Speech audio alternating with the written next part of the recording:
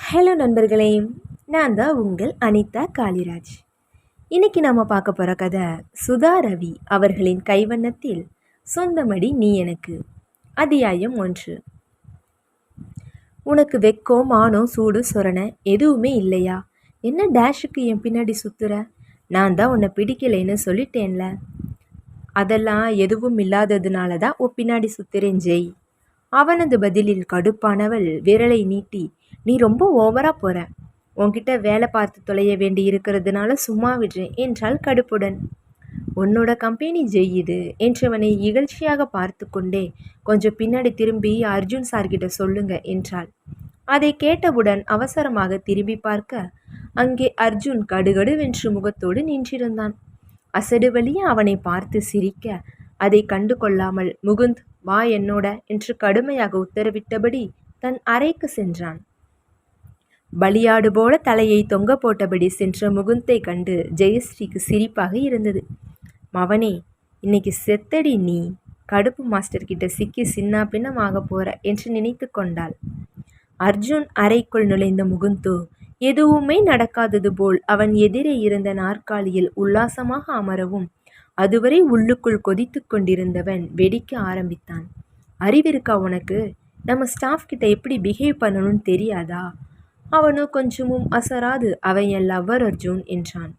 அதை கேட்டு டென்ஷனான அர்ஜுன் வேகமாக நாற்காலியை தள்ளிவிட்டு அவன் அருகில் சென்று, இந்த லவ்வு லஸ்ட்டுன்னு சொல்கிற வேலையெல்லாம் வெளியில் வச்சுக்கோ, கம்பெனியில் ஒழுங்கா வேலையை மட்டும் பார் என்றான் மிரட்டலாக. அடேய், நான் லவ் மட்டும்தாண்டா சொன்னேன். நீ சொல்கிறத கேட்டால் என் காதலுக்கு சங்கு ஊதிடுவ போலிருக்கே என்றான் பயத்துடன். அவன் பேச்சில் கவனத்தை வைக்காமல், இன்னொரு முறை நீ ஜெயஸ்ரீ கிட்ட பேசிட்டு இருக்கிறத பார்த்தேன், அடுத்த நிமிஷமே அவ சீட்டை கிழிச்சு அனுப்பிடுவேன் என்றான் கடுப்புடன். அவன் சொன்னதை கேட்டவுடன் அதுவரை இருந்த உற்சாகம் பறிபோக, இதெல்லாம் ஓவர்டா, அவளை தொந்தரவு பண்ணுறது நான், ஆனால் தண்டனை அவளுக்கா என்றான். டையை தளர்த்தி கொண்டே, தெரியுதுல்ல, அப்போ அடக்கி வாசி என்றவனது விழிகள் வெளியே பார்க்க அங்கு அவசரமாக வியர்வை வழியும் முகத்தோடு உள்ளே நுழைந்தவளின் மீது படிந்து விலகியது. விழிகள் தானாக கடிகாரத்தை நோக்க மேலும் முகம் கடுமையாகியது. உடனே போனை எடுத்து, Subhadra come to my room என்றான்.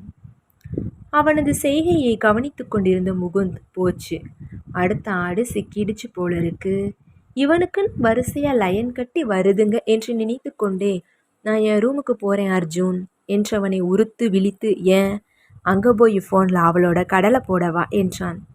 அதற்கும் அசராமல், நான் என்ன உன்ன மாதிரியாடா, கண்முன்னே என்னோட ஆளை வச்சுக்கிட்டு அவகிட்ட பேசாமல் என்னால் இருக்க முடியாது ராசா என்றான் நக்கலாக. அதை கேட்டவனோ முகத்தை சுளித்து, அவ உன்னை ஒரு பைசாவுக்கு மதிக்கிறதில்ல, ஆனால் எவ்வளவு அசிங்கப்பட்டாலும் அவ பின்னாடி சுத்திரியே, வெக்கமாயில்லை என்றான்.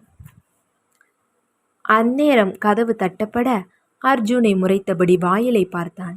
எஸ் கமின் என்று அழைத்தபடி தனது நாற்காலியில் அமர்ந்தவன் உள்ளே நுழைந்தவளை ஆராய்ச்சியாக பார்த்து, வேலைக்கு வரும்போது பங்க்சுவலாக இருக்கணும்னு தெரியாதா என்றான் கடுமையாக. சாரி சார், கொஞ்சம் லேட் ஆகிடுச்சு என்றால் அவனை நிமிர்ந்து பார்க்காது. அவர்கள் இருவரையும் சுவாரஸ்யமாக பார்த்து கொண்டிருந்த முகுந்த், வேலைக்கு சேர்ந்து இத்தனை நாளில் இன்னைக்கு தான் முதன்முறையாக லேட்டாக வந்திருக்காங்க, விடுடா என்றான். அவனை திரும்பி முறைத்துவிட்டு, இனி லேட்டாக வந்தா உங்கள் சேலரியில் டிடெக்ட் பண்ணிடுவேன் என்றான் மிரட்டலாக. அவளோ முகத்தில் எந்த உணர்வையும் காட்டாது, சாரி சார், இனி லேட்டாகாமல் பார்த்துக்கிறேன் என்றாள். முகுந்திற்கு அவளை பார்த்து பாவமாக இருந்தது. நண்பன் மேல் கடும் கோபம் எழுந்தாலும் அதை அவனிடம் காட்டிவிட முடியாது என்கிற காரணத்தினால் அமைதியாக இருந்தான். அவள் அமைதியாக ஒட்டுக்கொண்டதும் சாந்தமடைந்தவன், நேற்று மல்ஹோத்ரா குரூப்புக்கு அனுப்ப சொன்ன லெட்டர்ஸ் எல்லாம் அனுப்பியாச்சா என்றான் கணினியை பார்த்தபடி. அனுப்பிட்டேன் சார் என்றாள். ஓகே, யூ மே கோ என்றான் திருப்தியுடன். அவன் எப்போது சொல்வான் என்று காத்திருந்ததைப் போல அவசரமாக அங்கிருந்து வெளியேறினாள். அவள் செல்வதையே பார்த்து கொண்டிருந்த முகுந்த் நண்பனின் பக்கம் திரும்பி, உனக்கு என்னதாண்டா பிரச்சனை? பாவம், அந்த பொண்ணை ஒண்ணுமில்லாத விஷயத்துக்கெல்லாம் படுத்துறியே என்றான் கோபமாக. கணினியில் இருந்து தலையை நிமிர்த்தியவன், காலையில் வந்ததிலிருந்து நீ என்ன பண்ணின முகுந்த்? நேரா போய் ஜெயஸ்ரீயோட கடலை போட்ட, இப்போ என்கிட்ட போட்டுட்டு இருக்க. மரியாதையா எழுந்து போய் வேலையை பார் என்றான் மிரட்டலாக. அவனை பார்த்து முறைத்து கொண்டே எழுந்தவன், ஏதாவது கேட்டா என விரட்டி விடு என்று தன் அறைக்கு சென்றான். அர்ஜுன் அறையிலிருந்து வெளியே வந்த சுபத்ராவோ நேரே சென்று டிஸ்பென்சரில் இருந்து தண்ணீரை எடுத்து மடமடவென்று குடித்து தன்னை ஆசுவாசப்படுத்தி கொண்டாள். மெதுவாக சென்று தன் இருக்கையில் அமர்ந்தவளை கண்டு பரிதாபமாக பார்த்த ஜெயஸ்ரீ, அது ஏன் சுபா, நம்ம பாஸ் உன்னை கண்டா மட்டும் இந்த காய்ச்சி காய்ச்சிறார் என்றாள் கடுப்புடன். அவளை பார்த்து மெலிதாக சிரித்தவள், சில பேருக்கு சிலரை பார்த்தா ஒரு எரிச்சல் வரும், அவருக்கு என்ன பார்த்தா அப்படி இருக்கு போல, அதுதான் நான் சின்னதாக தப்பு பண்ணினாலோ எரிஞ்சு விழறார் என்றாள். என்னவோ போ, நம்ம கம்பெனி பாஸுங்க ரெண்டு விதம். ஒன்று ஓவர் வலிசல், காலையில் வந்த உடனே என் டேபிள் முழுக்க நனைஞ்சு போச்சு, விட்ட ஜொல்லுல. இவர் என்னடானா போன ஜென்மத்தில் துர்வாசராய் இருந்திருப்பார் போல என்றாள் அலுப்புடன். அதை கேட்டவள் தன்னை மறந்து சிரித்துவிட்டு, முகுந்து சார் பாவண்டி, உன் மேலே உண்மையாகவே அவ்வளவு லவ் இருக்கு அவருக்கு, நீ என்னடானா ரொம்பத்தான் தண்ணி காற்று என்றாள். தன்னை சுற்றி ஒரு பார்வை பார்த்துவிட்டு தலையை குனிந்து கொண்டே, எனக்கும் பிடிச்சிதான் இருக்கு சுபா, ஆனால் ஒரு கம்பெனி முதலாளி கெத்தாக இருக்க வேண்டாமா, இப்படி பக்கி மாதிரி பிஹேவ் பண்ணலாமா என்றாள் எரிச்சலுடன். அவள் சொன்னதை கேட்டு பதறி, என்ன இது ஜெயா, பாவம் அவர் ரொம்ப நல்ல டைப், அவரை போய் இப்படியெல்லாம் பேசாதே. கம்பெனி முதலாளினா முகத்தில் முல்லை கட்டிக்கிட்டே நிற்கணுமா என்ன? நீ எப்பவும் அவருக்கு தான் சப்போர்ட் பண்ணுவ. ஒவ்வொருத்தருக்கு ஒவ்வொரு இயல்பு, நாயினா குலைச்சி தான் ஆகணும், அது பூனை மாதிரி சுத்துனா நல்லாவா இருக்கும் என்றாள் சுபா. அதை கேட்டு சத்தமாக சிரித்து, அப்போ இதில் யாரை நாயின்னு சொல்கிற, யாரை பூனைன்னு சொல்கிற? அவளை நிமிர்ந்து பார்த்துவிட்டு, இதை சொல்லித்தான் தெரியணுமா என்று கேட்டவளின் பேச்சு பாதியிலேயே நின்று போக கலக்கத்துடன் இருக்கையிலிருந்து எழுந்தாள். எதிரே நின்றிருந்தவனின் முகமோ எரிமலையின் சீற்றத்தை உள்ளடக்கியதாக இருந்தது. சற்று முன்னே வந்தவன், சம்பளம் கொடுக்கிற முதலாளிகளை பற்றி நாய் பூனைன்னு பேசத்தான் வரீங்க என்றவன் சற்று குரலை உயர்த்தி, கொஞ்சமாவது உறுத்தல் இருக்கா? லேட்டா வந்தமே, வாங்குற சம்பளத்துக்கு வேலை பார்க்கணும்னு நினைக்காம எங்களை பற்றி பேசிட்டு இருக்கீங்க என்றவன் முகுந்த் என்று சத்தமாக அழைத்தான். வெளியில் கேட்ட சத்தத்தில் அடித்து பிடித்து கொண்டு அறையை விட்டு ஓடி வந்தவனின் கண்களில் உக்கிரமூர்த்தியாக நின்றிருந்த அர்ஜுன் விழ, என்ன இவன் ருத்ரதாண்டவம் ஆட போற மாதிரி நிற்கிறானே, நம்ம பேபிமா எதுவும் பண்ணி வச்சிட்டோ என்று அவளை சந்தேகமாக பார்த்தான். அவள் பயத்துடன் அர்ஜுனை பார்த்து கொண்டு நின்றிருந்தான். சுபத்ராவோ கண்கள் கலங்கி கண்ணீர் எந்நேரம் விழுவேனோ என்று பயமுறுத்த அவனை பார்த்து கொண்டு நின்றிருந்தாள். ஆபீஸில் இருந்த மற்றவர்கள் என்னவென்று தெரிந்து கொள்ள மெல்ல எட்டி பார்த்தாலும் அர்ஜுனை கண்டு பயந்து ஆர்வம் ஒருபுறமும் பயம் ஒருபுறமுமாக இருக்க எட்டி எட்டி பார்த்தனர். முகுந்தை கண்டதும், இவங்க 2 பேருக்கும் இப்பவே இந்த நிமிஷமே செட்டில் பண்ணி அனுப்பு என்று கூறிவிட்டு வேக நடையுடன் தன் அறைக்கு சென்றான். முகுந்தோ அவன் சொன்னதை கேட்டு அதிர்ந்து ஜெயஸ்ரீ அருகில் சென்று, என்ன ஜெய்யு பண்ணி வச்ச, இந்த ஆட்டம் ஆடிட்டு போறான் என்றான். ஜெயஸ்ரீ பதில் கூறும் முன், நான் தான் சார் தப்பாக பேசிட்டேன், சார் மேலே எந்த தப்பும் இல்லை, ஆனால் நாங்கள் மன்னிப்பு கேட்டுறோம் சார், வேலையை விட்டு எடுக்க வேண்டான்னு சொல்லுங்க சார் என்று கெஞ்சினாள் சுபத்ரா. ஜெயஸ்ரீயோ மிகுந்த அதிர்ச்சியில் இருந்தாள். அவளது குடும்பத்திற்கு இந்த சம்பளம் எவ்வளவு முக்கியமானது என்று அறிந்தும் தனது விளையாட்டுத்தனமான பேச்சால் நிலைமை விபரீதமாகிவிட்டதே என்று கலங்கி போய் நின்றாள். தோழிகள் இருவரும் கலங்கி போய் நிற்க முகுந்த் என்ன செய்வதென்று தெரியாமல் யோசித்து கொண்டிருந்தான். கையை பிசைந்து கொண்டு நின்றிருந்தவர்களிடம், 2 பேரும் கேண்டீனில் போய் இருங்க, நான் அவன்கிட்ட பேசி பார்க்குறேன், நீங்க இன்னமும் இங்கே நிற்கிறத பார்த்தா சாமி ஆடுவான் என்று கூறி அவர்களை அங்கிருந்து போக சொன்னான். அவனை தயக்கத்துடன் பார்த்து கொண்டே இருவரும் கேண்டீனை நோக்கி சென்றனர். அவர்கள் சென்றதும் தனது அறைக்குள் சென்று சிறிது நேரம் அமர்ந்தவன் கண்ணாடி வழியே பக்கத்து அறையில் நண்பன் என்ன செய்கிறான் என்று கவனித்தான். அவன் மும்மரமாக கணினியில் வேலை செய்து கொண்டிருப்பதை கவனித்துவிட்டு அவன் முகத்தில் கோபத்தின் சாயல் தெரிகிறதா என்றும் கவனித்தான். முகம் அமைதியாக தெரியவே, நாம் சென்று பார்க்கலாம் என்று கதவை தட்டிவிட்டு அவன் அறைக்குள் நுழைந்தான். அவனை நிமிர்ந்து பார்க்காது, அனுப்பியாச்சா இல்லை எதுவும் கோல்மால் பண்ணியிருக்கியா என்றான் நண்பனை அறிந்தவனாக. இதழோரம் அந்த சிரிப்பை அடக்கியபடி, அர்ஜுன் சொன்னா முடிப்பான் இந்த முகுந்த் என்றான். நாற்காலியில் நன்றாக சாய்ந்து அமர்ந்தவன், இதை நான் நம்பணும். நம்ம கேண்டீன் காஃபி ரொம்ப நல்லா இருக்கும் தெரியுமா என்றான் கடுப்புடன். அவனைப் போலவே நன்றாக சாய்ந்து கொண்டவன், ஆமாண்டா, கேண்டீனுக்கு தான் அனுப்பினேன். அதுக்கு என்ன?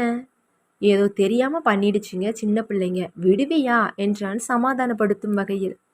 அவனை ஆழ்ந்து பார்த்தபடி, இதையே வேற ஸ்டாஃப் இருந்திருந்தா இப்படிதான் சொல்வியா முகுந்த் என்றான் கேள்வியாக.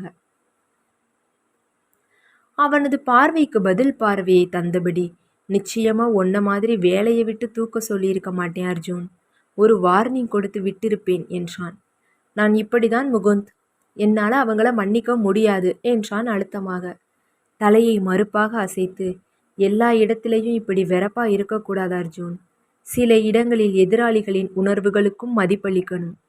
பிஸ்னஸில் இருக்கிறவங்க எதிராளியோட உணர்வுகளுக்கு மதிப்பளிச்சா வீழ்ச்சி அடைவோம்.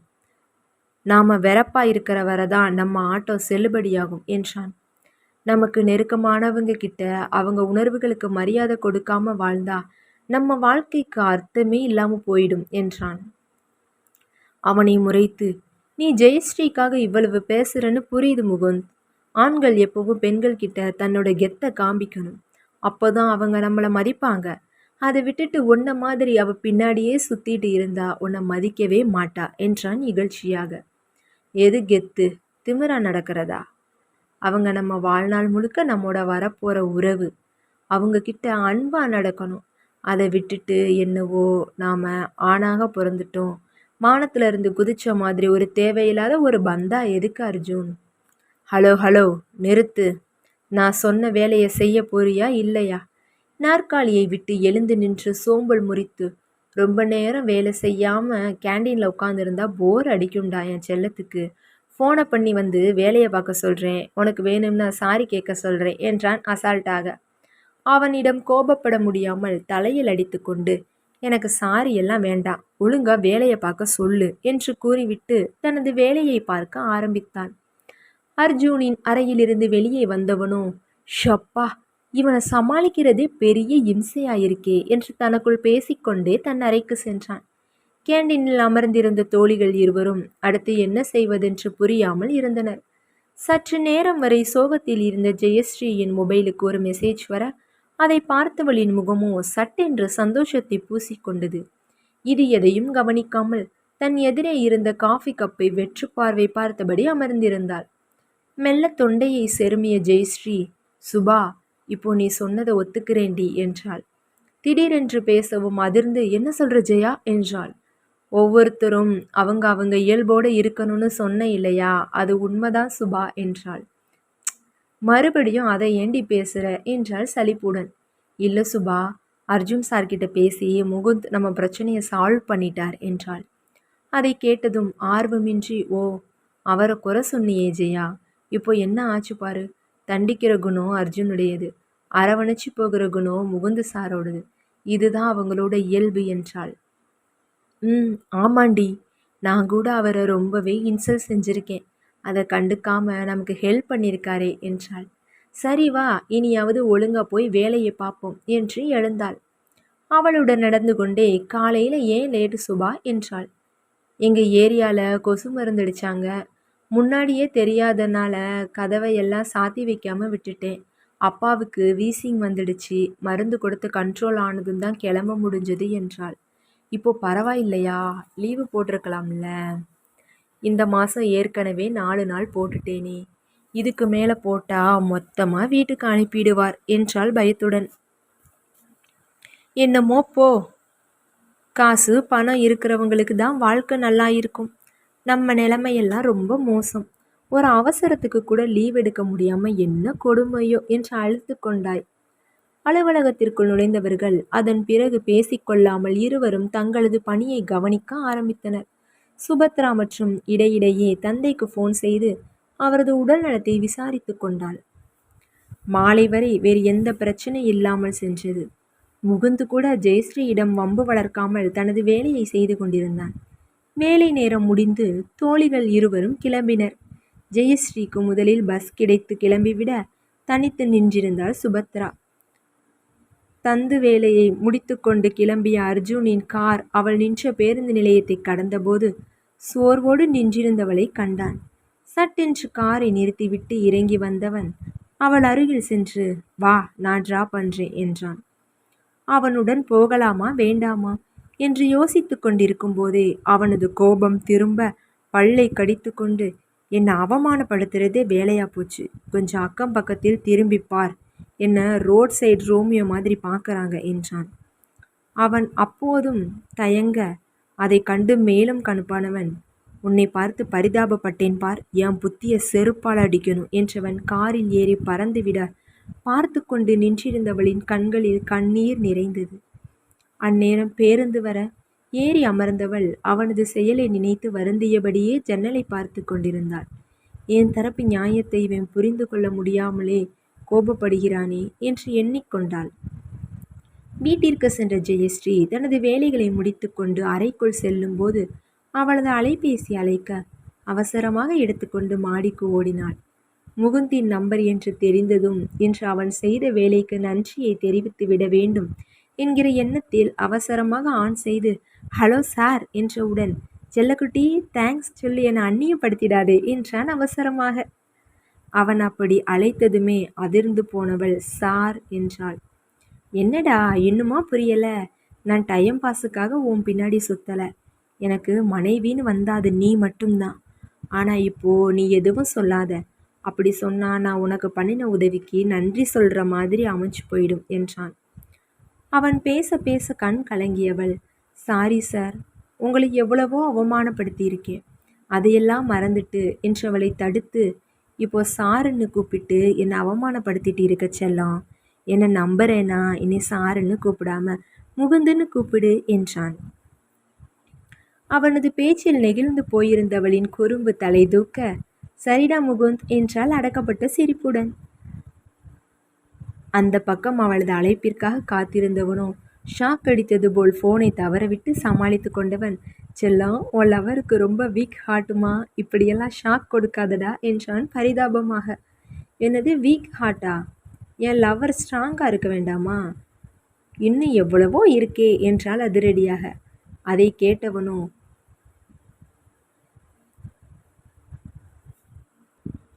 உள்ளுக்குள் உதறல் எடுக்க, செல்லா குட்டி, இதெல்லாம் நம்ம தனியாக பேசுகிறப்ப வச்சுக்கோடா, நீ பாட்டுக்கு எல்லாரும் முன்னாடியும் மானத்தை வாங்கிடாதடா என்றான் பாவமாக.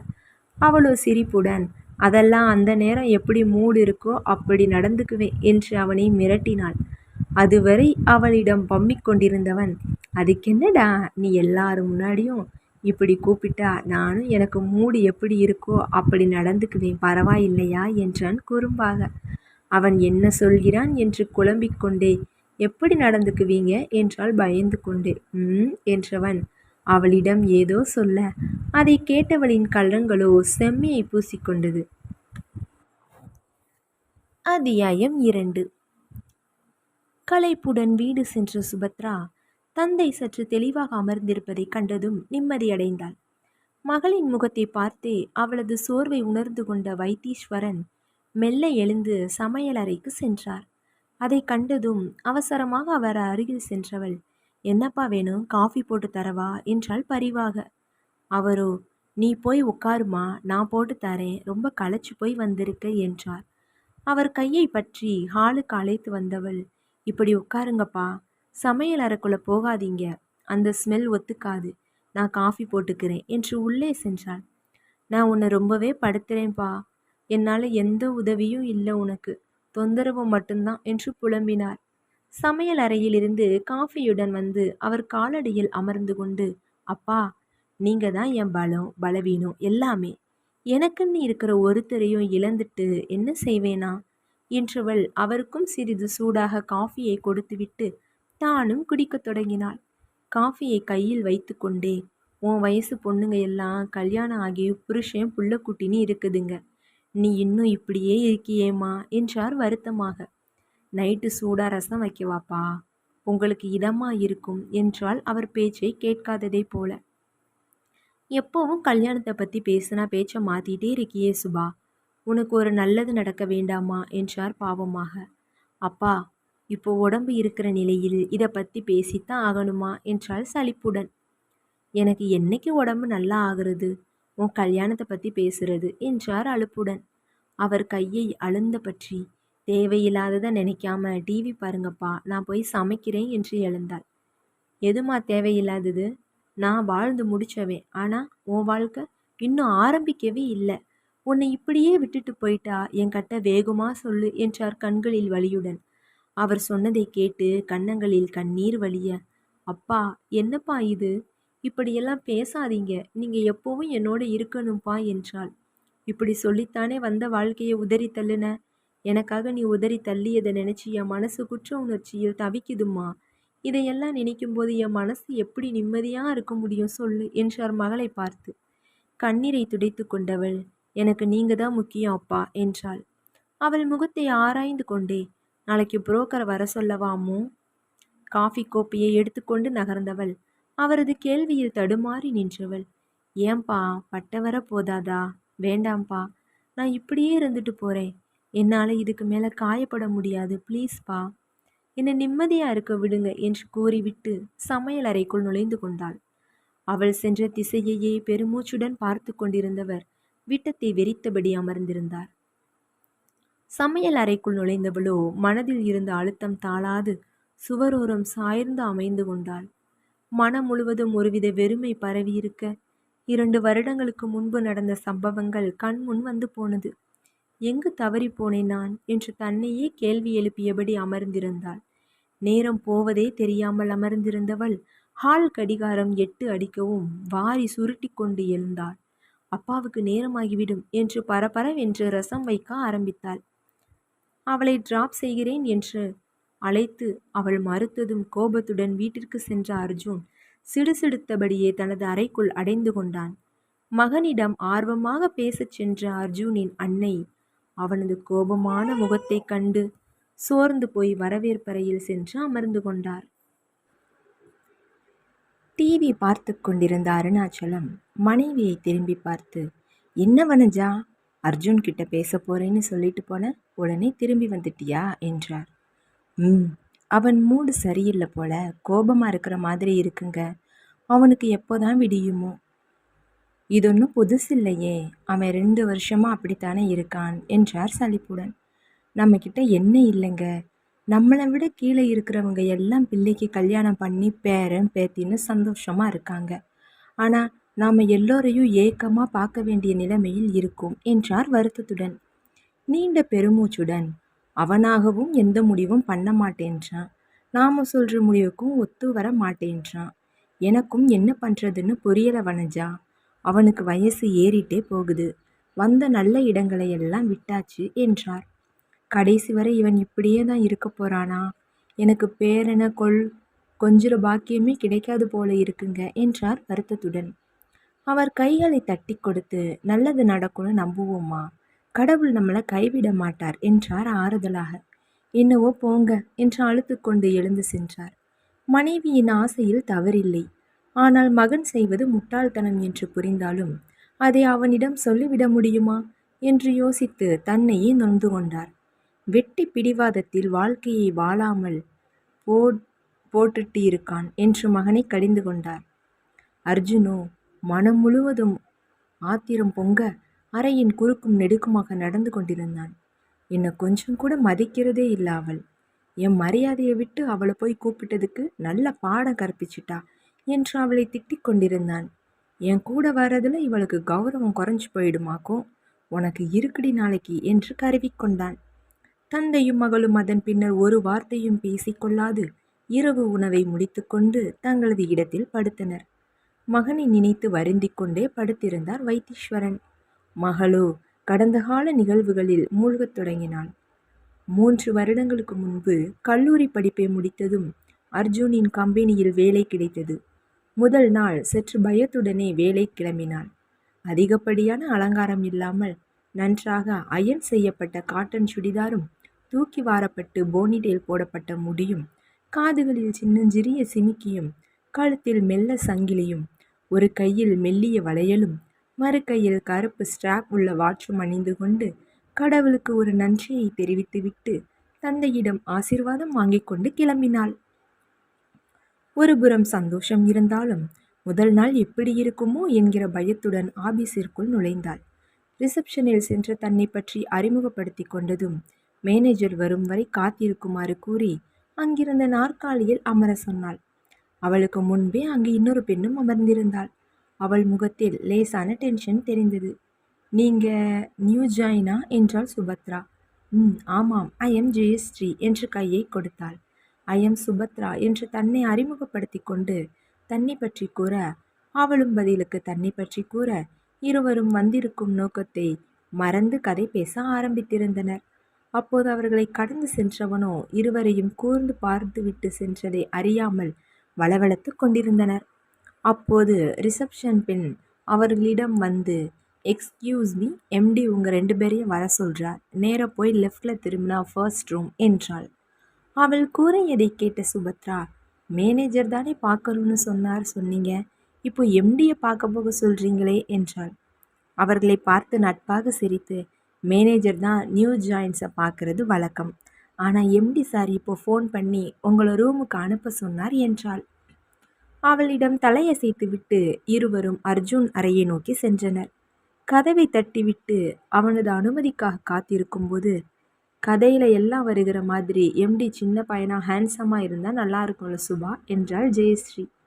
அவள் சொன்னதை கேட்டு வந்து சிரிப்பை அடக்கி கொண்டு உள்ளே போய் பார்த்து, மொட்டையும் சொட்டையுமா கிளம் உட்கார்ந்திருந்தா மயக்கம் போட்டு விழுந்துட மாட்டியே என்றாள் கேலியாக சுபத்ரா. அவள் பதிலளிக்கும் முன் அர்ஜுன் அவர்களை அழைக்க இருவரும் உள்ளே நுழைந்தனர். அங்கே தனது சேரில் கம்பீரத்துடன் அமர்ந்திருந்தவனை கண்டதும் இருவரும் ஒருவரை ஒருவர் பார்த்து கொண்டு வந்த சிரிப்பை அடக்கி கொண்டனர். ஜெயஸ்ரீயோ மெல்ல சுபத்ராவின் அருகே நகர்ந்து அவள் காதில் மெதுவாக, நிஜத்திலும் நமக்கு எம்டி செம ஹேண்ட்ஸமா வந்துட்டாரே என்றாள். இருவருக்கும் தாங்கள் முதல் நாள் வேலைக்கு வந்து எம்டி முன்பு நிற்கிறோம் என்கிற பயம் மறந்து எதிரே இருந்தவனை பற்றி கமெண்ட் அடித்து கொண்டு நின்றனர். சிறிது நேரம் அவர்களை கூர்ந்து பார்த்து கொண்டிருந்தவன் அவர்கள் இப்போதைக்கு தன்னை கவனிக்கப் போவதில்லை என்று தெரிந்ததும் தொண்டையை செருமி, எக்ஸ்கியூஸ் மீ, இங்கே நீங்கள் 2 பேரும் வேலைக்கு தானே வந்திருக்கீங்க என்றான் கடுமையான குரலில். கப் என்று வாயை மூடிக்கொண்டு இருவரும் அவனை சற்று பயத்துடன் பார்த்து, எஸ் சார் என்றனர் பள்ளி மாணவிகள் போல. கையில் இருந்த பேனாவை உருட்டி கொண்டே, நீங்கள் 2 பேரும் முன்னாடியே ஃப்ரெண்ட்ஸா என்றான். இல்லை சார், இங்கே வந்துதான் தெரியும் என்றாள் ஜெயஸ்ரீ அவசரமாக. ஒரு அரை மணி நேரம் வெயிட் பண்ணிட்டு இருந்திருப்பீங்களா என்றான் கேலியான குரலில். இல்லை சார், 15 மினிட்ஸ் தான் வெயிட் பண்ணோம் என்றாள் ஜெயஸ்ரீ. ஓ, 15 நிமிஷத்தில் இத்தனை நெருக்கமாக பழகி வந்த வேலையை மறந்துட்டு பேசிட்டு இருக்கீங்க என்று நக்கலாக கேட்டவனின் பார்வை சுபத்ராவை தொட்டு மீண்டது. அவளோ பயத்தில் அவனை நிமிர்ந்து பார்க்காது, சாரி சாரி என்றாள் மெல்லிய குரலில். அவளை ஆராய்ச்சியாக பார்த்து கொண்டே, முதல் நாளே இப்படி சாரி சொல்றவங்க ஒழுங்கா வேலை பார்ப்பீங்கன்னு எப்படி நம்புறது என்றான் கேள்வியாக. அதுவரை குனிந்து கொண்டிருந்தவள் சட்டென்று நிமிர்ந்து, சாரி சார், இனி இந்த தப்பு நடக்காது என்றாள். ஆமாம் சார் என்று அவளுடன் இணைந்து கொண்டாள் ஜெயஸ்ரீ. சற்று யோசிப்பது போல் அமர்ந்திருந்தவன், ஓகே, 3 மாதம் ப்ரொஃபஷனில் உங்கள் பெர்ஃபார்மன்ஸ் எப்படி இருக்குன்னு பார்த்துட்டு முடிவு செய்வோம் என்று முடிக்கவும் ஆர்ப்பாட்டமாக கதவை திறந்து கொண்டு முகந்து வரவும் சரியாக இருந்தது. அர்ஜுன் என்று அழைத்து கொண்டே வந்தவன் அவர்கள் இருவரையும் பார்க்கவும் ஒரு முறை கண்ணை கசக்கி கொண்டு, நம்ம ஆபீஸாடா இது, இவ்வளவு கலர்ஃபுல்லாக இருக்கு என்று கேட்டுக்கொண்டே அர்ஜுன் எதிரில் அமர்ந்தான். அவனது பேச்சை கேட்டு அதிர்ந்து நின்ற இருவரும் அவன் அர்ஜுன் எதிரே அமர்ந்ததைக் கண்டு அதிசயமாக பார்த்தனர். அர்ஜுனோ முகத்தை சுளித்து ஆட்சேபனை தெரிவிப்பதைப் போல முகுந்தை பார்க்க, அவனோ அர்ஜுனை பார்க்காமல் ஜெயஸ்ரீயை ரசித்து கொண்டிருந்தான். அதில் கடுப்பானவன் தொண்டையை செருமி தனது இருப்பை முகுந்திற்கு உணர்த்த, அவனோ என்னடா சளி பிடிச்சிருக்கா என கேள்வி எழுப்பினான். சுபத்ராவிற்கு சிரிப்பை அடக்குவதே பெரும்பாடாக இருந்தது. ஜெயஸ்ரீயோ இவன் யாரடா லூசு மாதிரி என்று அவனை பார்த்து வைத்தாள்.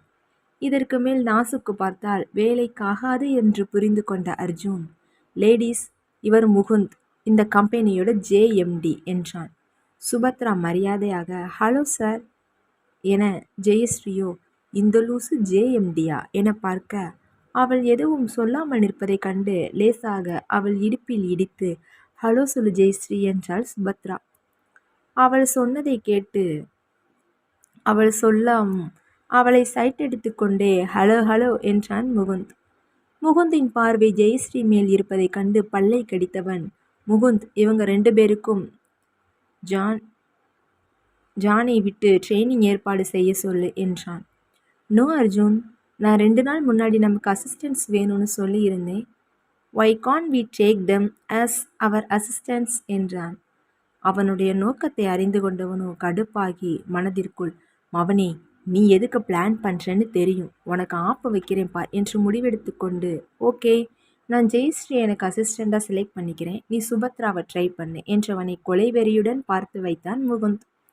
அதன் பின்னர் சுபத்ரா முகுந்துடன் தனது பணியை ஆரம்பிக்க, ஜெயஸ்ரீயோ அர்ஜுனிடம் மாட்டிக்கொண்டு அவனிடம் தினமும் வாங்கி கட்டி கொண்டிருந்தாள்.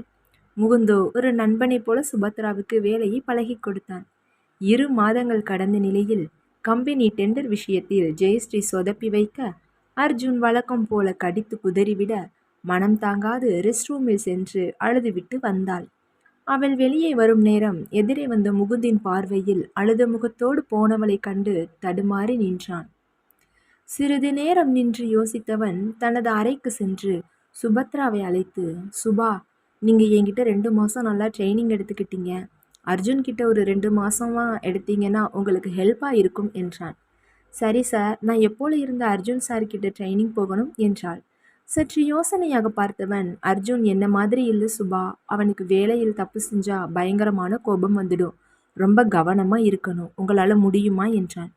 மெலிதாக சிரித்து, நிச்சயம் முடியும் சார், நான் மேனேஜ் பண்ணிடுவேன் என்றாள். அதை திருப்தியுடன் பார்த்து கொண்டு, அப்போ நாளையிலிருந்து நீங்கள் அவன்கிட்ட ட்ரைனிங் போங்க, ஜெயஸ்ரீ இங்கே வரட்டும் என்றான் உற்சாகமாக.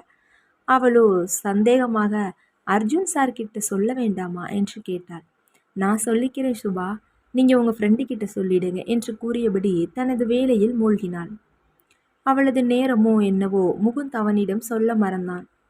தோழிகள் இருவரும் முகுந்து கூறியதை பேசிக்கொண்டு மறுநாள் காலை சுபத்ரா அர்ஜுன் முன் நின்றாள். தனது அறையில் ஜன்னலோரம் நின்று போனில் பேசிக் கொண்டிருந்தவனின் முகத்தில் கோபம் கொழுந்துவிட்டு எரிந்தது. மிக பெரிய ஆர்டர் ஒன்று கை நழுவி போன செய்தி அலைபேசி வாயிலாக வந்திருக்க, அதை கேட்டு பயங்கர டென்ஷனில் நெற்றியை தேய்த்து விட்டு கொண்டு நின்றிருந்தான். அந்நேரம் சுபத்ரா கதவை தட்ட, தன்னை கட்டுக்குள் கொண்டு வந்து விட்டு எஸ் கமின் என்றான். அவள் உள்ளே நுழைந்ததும் யோசனையாக பார்த்தவன், எனி ப்ராப்ளம், முகுந்த் இல்லையா என்றான். அவன் அப்படி கேட்டதும் குழம்பி போனவள், முகுந்த் சொல்லி இருப்பான் என்கிற நம்பிக்கையில் உங்களுக்கு அசிஸ்ட் பண்ண வந்திருக்கேன் சார் என்றாள் மெல்லிய குரலில். அதை கேட்டவன், வாட், எனக்கு அசிஸ்ட் பண்ண வந்தியா, நீ முகுந்துக்கிட்ட தானே போகணும் என்றான் குழப்பத்துடன். அவன் அப்படி கேட்டதும் என்ன பதில் சொல்வதென்று புரியாமல் முழித்து கொண்டு நின்றவளை பார்த்து, what the hell is going on, where is Jayashree என்று கேள்விகளை அடுக்கினான். அவனை அதட்டியதில் பயந்து போய், அவ முகுந்து சாருக்கு அசிஸ்ட் பண்ணிட்டு இருக்கா சார் என்றால் நடுக்கத்துடன் கூறிய குரலில். சேரை விட்டு வேகமாக எழுந்தவன், யாரை கேட்டு நீ இங்கே வந்த, அவ அங்கே ஏன் போனா என்றான் மிரட்டலாக. அவன் பேச பேச பதில் சொல்லாமல் பயந்து கொண்டே நின்றவளை பார்த்தவனுக்கு பாவமாக போனது. நிச்சயம் இது முகுந்தின் வேலையாக தான் இருக்கும் என்று புரிந்து கொண்டான். இதற்கு காரணமானவனை விட்டு இவளை வறுத்தெடுக்கிறோமே என்று நினைத்தவன், ஓகே, எஸ்ஆர் குரூப் ஃபைல்ஸ் எடுத்துட்டு பாருங்க என்று கூறிவிட்டு அறையை விட்டு வெளியேறினான். அதுவரை மூச்சை இழுத்து பிடித்து கொண்டவள், ஷப்பா, 1 மணி நேரத்துக்குள்ளவே கண்ணை கட்டுதே, ஜெயா எப்படித்தான் 2 மாதம் ஓட்டினாளோ என்று கூறிக்கொண்டு அவன் சொன்ன வேலையை பார்க்க தொடங்கினாள். அவளுக்கு வேலையை கொடுத்து விட்டு வெளியே வந்தவன் நேரே சென்று முகுந்தின் அறைக்குள் நுழைந்தான். அங்கு ஜெயஸ்ரீ அமர்ந்து டைப் செய்து கொண்டிருக்க, முகுந்தோ அவள் மீது ஒரு கண்ணும் கணினி மீது ஒரு கண்ணுமாக இருந்தான். அதை கண்டு கடுப்பாகி, முகுந்த், கொஞ்சம் வெளியே வரியா என்றான். அர்ஜுனை பார்த்ததும் அசட்டு சிரிப்பை உதித்துவிட்டு ஜெயஸ்ரீயின் பக்கம் திரும்பி, ஜெய், நான் சொன்னதையெல்லாம் டைப் பண்ணி வை, வந்துடுறேன் என்று கூறிவிட்டு அர்ஜுனுடன் வெளியே வந்தான். ஜெய்யா, என்னடா இது, நீ ரொம்ப தப்பாக போயிட்டு இருக்க என்றான் பல்லை கடித்து கொண்டு. இருவரும் கான்ஃபரன்ஸ் அறைக்குள் நுழைந்ததும் கதவை சாத்தி கொண்டு பேச ஆரம்பிக்க, எது தப்பு மச்சி, எனக்கு அவளை பிடிச்சிருக்கு, அவள் தான் எனக்குன்னு முடிவு பண்ணிட்டேன், என்னை கொஞ்சம் கொழுப்பெடுத்த குந்தானியா இருக்கா, அவளை சரி கட்டி கல்யாணத்துக்கு சம்மதம் வாங்கணும் என்றான். அதை கேட்டு அதிர்ச்சியாக பார்த்து, அதெப்படிடா இவ்வளவு ஸ்ட்ராங்கா முடிவெடுத்த என்றான். அவனை பார்த்து சிரித்தவன், அது அப்படிதான் அர்ஜுன், உனக்கு அதெல்லாம் புரியாது, இப்போ காதலிச்சு பார்த்தாதான் தெரியும் என்றவனை கேவலமாக ஒரு லுக்கு விட்டு, அதெல்லாம் இருக்கட்டும், தூத்துக்குடி பவர் பிளான்ட் ப்ராஜெக்ட் நம்ம கையை விட்டு போச்சு தெரியுமா என்றான் கோபமாக. அர்ஜுனை வருத்தத்துடன் பார்த்து, தெரியும்டா, நமக்கு இது ஹெவி லாஸ் தான் இதை மிஸ் பண்ணது, பட் இதை விட அடுத்தது ஏதாவது பெருசாக பண்ணிடலாம் என்றான் உறுதியுடன். இதுதான் முகுந்த். கேலி பேச்சும் விளையாட்டுத்தனமாக இருந்தாலும் தொழிலில் படு கெட்டிக்காரனாக இருப்பான். அவன் சொன்னதை கேட்டு இறுக தழுவி விடுவித்தவன், பண்ணிடலாண்டா, ஆனா ஜெயஸ்ரீ கிட்ட கவனமாவே இரு, உனக்கு பிடிச்சா மட்டும் போதாது, அவங்களுக்கும் பிடிக்கணும் என்றான். நம்மளை யாருக்காவது பிடிக்காம போகுமா மச்சி என்றான் தெனாவெட்டாக. பார்த்து, ஓவர் கான்ஃபிடென்ஸ் உடம்புக்கு ஆகாதுப்பா என்றவனை பார்த்து, இரு இரு, மழை எதுவும் வருதான்னு பார்ப்போம் என்று ஜன்னல் அருகே சென்றவனை முதுகில் அரைந்து, ஒழுங்கா போய் வேலையா பாரு, சைட் அடிக்காம என்றான் அர்ஜுன். அவனோ சளைக்காமல், அதுக்கு தானடா ஆளை மாற்றி விட்டேன், நீ என்னடானா அதை செய்யாதென்ற என்றான் கிண்டலாக. அவனை பார்த்து தலையில் அடித்து கொண்டு, உன்னையெல்லாம் திருத்த முடியாது என்றபடி தனது அறைக்கு சென்றான். அங்கு ஃபைலுக்குள் தலையை நுழைத்தபடி அமர்ந்திருந்தவளை கண்டதும் இதழில் மென்னகை வந்தது. அவனை பார்த்ததும் பதட்டத்துடன் எழுந்து நின்றவளை ஒரு முறையும், நான் வெளியே போயிட்டு வர்றப்ப எழுந்திருச்சு நின்னா வேலையை செய்ய முடியாது, மரியாதை மனசுல இருந்தா போதும் என்று வெடுவெடுத்து விட்டு தன் நாற்காலியில் அமர்ந்தான். அவன் சொன்னதில் கடுப்பானவள் மனதிற்குள், பெரிய இவன் எழுந்திருச்சு நின்னாலும் தப்புன்றான், சரியான கடுப்பு மாஸ்டர் என்று தாளித்து கொண்டிருந்தாள். அவனோ சிறிது நேரத்தில் வேலையில் மூழ்க அவளையும் அவ்வப்போது அழைத்து தனக்கு தேவையான விவரங்களை கேட்டறிந்து கொண்டான். அவன் கேட்கும் விவரங்களை எடுத்து கொடுத்து அவனது புத்தி கூர்மையை பாராட்டியபடி வேலை செய்து கொண்டிருந்தாள். முதல் நாள் வெற்றிகரமாக அவனிடம் திட்டு எதுவும் வாங்காமல் சமாளித்து விட்டாள். ஜெயஸ்ரீயோ எரிச்சலுடன் வந்தாள். இந்த முகுந்தி இருக்கானே, சரியான ஜொல்லு சுபா, தாங்க முடியல, என்னைக்கு என்கிட்ட வாங்கி கட்டிக்க போறானோ. அர்ஜுன் சார் வேலை சரியில்லைன்னா கத்துவார் தான், ஆனா அனாவசியமா நம்மளை நிமிர்ந்து கூட பார்க்க மாட்டார் என்றாள் கடுப்புடன். அவள் சொன்னதை கேட்டு சிரித்து கொண்ட சுபா, இல்லப்பா, முகுந்த் சார் கூட என்கிட்ட அப்படிதான் நடந்துக்கிட்டார், அவருக்கு உன் மேல ஒரு ஈர்ப்பு இருக்கு, அதுதான் அப்படி நடந்துக்கிறார் என்றாள். எனக்கு எரிச்சலா வருது சுபா, என்னை எங்க வீட்டுல கூட யாரும் ஜெய்யின்னு கூப்பிட்டதில்ல, இவர் நிமிஷத்துக்கு நிமிஷம் ஏலம் போட்டுட்டு இருக்கார் என்றாள் எரிச்சலுடன். எனக்கு என்னவோ அவர் சின்சியரா இருக்காருன்னு தோணுது ஜெயா, பணக்கார பசங்களை நம்ப முடியாது சுபா. நீ சொல்றதும் சரிதான் என்று தலையாட்டினாள். இருவரும் பேசிக்கொண்டு பேருந்திற்காக காத்து கொண்டிருக்கும் போது அவர்களை தாண்டி சென்ற முகுந்தின் கார் சற்று தள்ளி நிற்க வேகமாக இறங்கி வந்தவன், பஸ் இன்னும் கிடைக்கலையா, வாங்க நான் டிராப் பண்றேன் என்றான். ஜெயஸ்ரீ, வந்துட்டான் மலிசல் மன்னன் என்று திட்டிக்கொண்டே, வேண்டா சார், நாங்கள் பஸ்ஸிலேயே போய்க்கிறோம் என்றாள். அவனோ விடாத கருப்பு போன்ற சுபாவிடம், நீங்க வாங்க சுபா, ஜெய் பஸ்ஸில் போகட்டும் என்று கூறியவனின் விழிகளில் குறும்பிருந்தது. அவர்கள் இருவரின் போராட்டத்தை கண்டுகொண்ட சுபத்ரா தோழியிடம், இன்னைக்கு ஒரு நாள் போயிடலாம் என்றாள் கெஞ்சலாக. அவனை பார்த்து கொண்டே, உனக்காக வரேன் சுபா என்றாள் முறைப்புடன். அத்தியாயம் 3. அடுத்து வந்த நாட்கள் அமைதியாக கழிய அர்ஜுனிடம் எந்த பிரச்சனையும் இல்லாமல் வேலை செய்ய பழகி கொண்டாள் சுபா. ஜெயஸ்ரீயிடம் எரிந்து விழுந்து கொண்டிருந்தவன் சுபத்ராவிடம் அமைதியாக வேலை வாங்கினான்.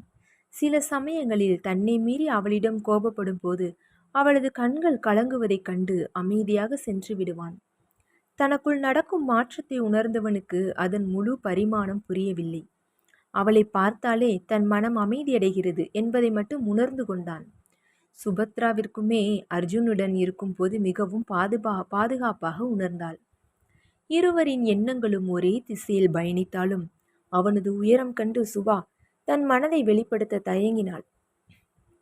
அத்தோடு அவளுக்கிருந்த மற்றொரு நெருக்கடியும் அவளை வாயை திறக்க விடாமல் செய்திருந்தது. அவன் வேலை செய்யும் போதெல்லாம் அவனுக்கு தெரியாமல் அவனை ரசிப்பதும் உள்ளுக்குள் அவனை கொஞ்சிக் கொள்வதுமாக இருந்தாள். அவனோ தன் மனதில் இருக்கும் உணர்வுதான் காதல் என்பதை உணர்ந்து கொள்ளாமல் இருந்தான். அவளை பார்க்க பிடிக்கும், அவளிடம் பேச பிடித்தது, அவளை கண்டால் மகிழ்ச்சியாக இருந்தது. இதுதான் காதல் என்று உணராமல் சுற்றி கொண்டிருந்தான். மற்றொரு ஜோடியோ வழக்கம் போல் எதிரும் புதிருமாகவே சுற்றி கொண்டிருந்தது. ஜெயஸ்ரீக்கும் அவனை பிடித்திருந்தாலும் அவனது விளையாட்டுத்தனத்தை ஏற்றுக்கொள்ள இயலாமல் இருந்தது. ஒரு கம்பெனியின் முதலாளி போன்று இல்லாமல் மிக சாதாரணமாக அவன் நடந்து கொள்வதை அவள் விரும்பவில்லை. அதனால் அவனது காதல் அவள் இதயத்தை நெருங்காமலே இருந்தது. தனது இயல்பே தன் காதலுக்கு தடை என்பதை உணராமல் மேலும் மேலும் அவளை சீண்டிக் கொண்டிருந்தான் முகுந்த். அவன் சொல்வதற்கு எதிராகவே நடந்து கொண்டாள் ஜெயஸ்ரீ. முகுந்தும் எதற்கும் அசராது கஜினி முகமது போன்று விடாது படையெடுத்து கொண்டிருந்தான். அர்ஜுன் சுபத்ராவின் கண்ணாமூச்சி ஒரு நாள் முடிவுக்கு வந்தது. அன்று சைட் விசிட் செல்வதற்காக கிளம்பியவன் சில டீட்டெயில்ஸ் தேவைப்படும் என்று கூறி அவளையும் அழைத்து கொண்டு கிளம்பினான். அவனோடு முதல் முறையாக தனித்து பயணம் என்றவுடன் பயம் ஒருபுறம் சந்தோஷம் ஒருபுறம் என்று தவித்துக் கொண்டிருந்தாள். முதலில் அவனுக்கு எந்த உணர்வும் தோன்றவில்லை. காரில் சிறிது தூரம் சென்று கொண்டிருக்கும் போது அவள் ஒருவித தவிப்புடன் அமர்ந்திருப்பதை பார்த்ததும் அவன் மனதில் சலனம் ஏற்பட ஆரம்பித்தது. தன் உணர்வுகளை பற்றி சிந்தித்தவனுக்கு கிடைத்த பதில் காதல்.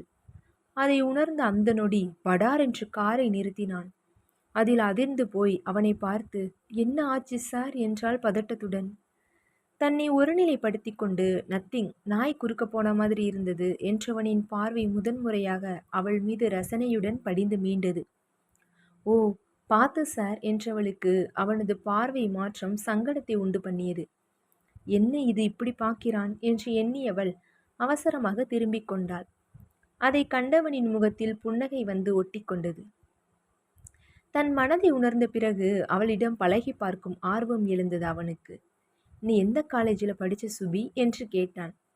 அவன் சுபி என்றதும் திகைத்து போனவள் அவன் மெல்ல தன்னை நெருங்க நினைக்கிறான் என்று உணர்ந்து கொண்டு, என் பயோடேட்டால இருக்குமே சார் என்று கூறி ஜன்னலை பார்க்க ஆரம்பித்தாள்.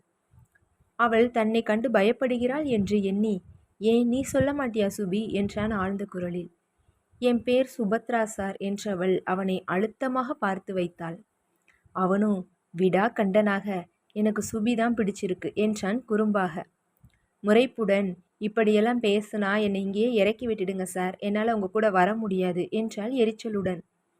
சத்தமாக சிரித்து, பாதியில இறக்கி விட மாட்டேன் சுபி, நான் போகும் இடமெல்லாம் முன்னையும் கூட்டிட்டு தான் போவேன் என்றான் டபுள் மீனிங்கில். அதை கேட்டவளின் கன்னங்களில் கண்ணீர் கோடுகள். உங்ககிட்ட சம்பளம் வாங்குறவங்க தானே, இவங்களை என்ன செஞ்சாலும் கேள்வி கேட்க மாட்டாங்கன்னு தானே இப்படியெல்லாம் நடத்துறீங்க என்றாள் செருமலுடன். அவசரமாக காரை நிறுத்தியவன், ஹே சுபி, என்ன இது? என்னை பார்த்தா பொறுக்கி மாதிரியா இருக்கு. என் மனசு உனக்கு புரியலையா? கொஞ்ச நாளாக என் மனசுக்குள்ளே இருக்கிறத இன்னைக்கு தான் உணர்ந்தேம்மா. உன்னை கல்யாணம் பண்ணிக்க ஆசைப்படுறேன் என்று தன் காதலை அவளிடம் வெளிப்படுத்தினான். அவன் தன் மனதை வெளிப்படுத்தியதிலேயே அதிர்ச்சியில் இருந்தவளுக்கு அடுத்து அவன் திருமணத்தை பற்றி பேசவும் திகைத்து போய் பார்த்தாள். அவனது இந்த வேகம் அவளை மிரட்டியது. தங்களிடையே இருக்கும் உணர்வு காதலா என்று சரியாக உணர்ந்து கொள்ளும் முன்பே அடுத்த கட்டத்தை பற்றி யோசிக்கிறானே. இதுவரை நெருங்கி பழகவோ ஒரு வார்த்தை அதிகமாக பேசிக்கொள்ளாமல் மடமடவென்று எப்படி அடுத்ததை பற்றி யோசிக்க முடிகிறது என்று குழம்பி போய் அவனை பார்த்தாள். அவளது குழப்பத்தை உணர்ந்து கொண்டவன் அவள் கையை பிடித்து, ஒன்றும் குழப்பிக்காத சுபி, 2-3 நாள் டைம் எடுத்துக்கிட்டு நல்ல பதிலா சொல்லு என்று அன்பாக சிரித்தான். அதுநாள் வரை முகத்தில் சிடுசிடுப்புடன் அலைந்தவனை மட்டுமே பார்த்திருந்தவளுக்கு அவனது சிரிப்பு மனதிற்கு இதமாக இருந்தது. இவன் தன் மீது இத்தனை அன்பை வைத்திருக்கிறானா என்று மலைத்து போய் பார்த்து கொண்டிருந்தவளை பார்த்து குறும்புடன், என்னதான் அழகா இருந்தாலோ இப்படியா பார்க்கறது பேபி என்றான் கேலியாக. அவன் சொன்னதை கேட்டு முகம் சிவக்க திரும்பிக் கொண்டாள். அதை ரசனையுடன் பார்த்திருந்தவன் அவளது கைகளை பற்றி முன்னே இழுத்து, வித் யுவர் பெர்மிஷன் என்று அவளது நெற்றியில் இதழ் பதித்தான். அவனது செயலில் விதிர்த்து போனவள் தனக்கு உள்ள இக்கட்டை நினைத்து, சார் ப்ளீஸ் என்னை புரிஞ்சுக்கோங்க, எனக்கு உங்கள் காதலை ஏற்றுக்கொள்ளும் அளவுக்கு தகுதி இல்லை என்றாள் கரகரப்பான குரலில். அவள் சொன்னதை கேட்டு தவறாக புரிந்து கொண்டவன், பணம் அந்தஸ்து எதுவும் நமக்கிடையே வராது பேபி, ஸோ ரொம்ப யோசிக்காதே என்றான். அவளோ மறுப்பாக தலையசைத்து, அதில்ல சார் என தொடங்கவும் இடைமறித்து, இனி நீ என் சொந்தம், உனக்கு நான் இருக்கேன், தேவையில்லாததை யோசிக்காம என்ன அர்ஜுன்னு கூப்பிடு, இல்லைன்னா உனக்கு எப்படி செல்லமாக கூப்பிடணுமோ அப்படி கூப்பிடு என்றான் கண்ணடித்து. அவள் சொல்ல வருவதை காதில் வாங்காமலே ஒரு முடிவுடன் பேசிக் கொண்டிருப்பதைக் கண்டு நொந்து போனாள். அவளது முகத்தையே பார்த்து கொண்டிருந்தவன், நான் என் மனசை உனக்கு உணர்த்திட்டேன் பேபி, அதே மாதிரி நீயும் சொல்லணும்னு எதிர்பார்க்கிறேன். உன்னுடைய வாயிலிருந்து கேட்பதற்காக ஆவலுடன் காத்துக்கிட்டு இருப்பேன் என்று கூறி காரை எடுத்தான். அவள் மனம் முழுவதும் குழப்பம் மட்டுமே மிஞ்சியிருந்தது. அவனை மனதிற்கு பிடித்திருக்கிறது என்று புரிந்தாலும் தந்தையை நினைத்து அவனை ஏற்றுக்கொள்ள யோசனையாக இருந்தது.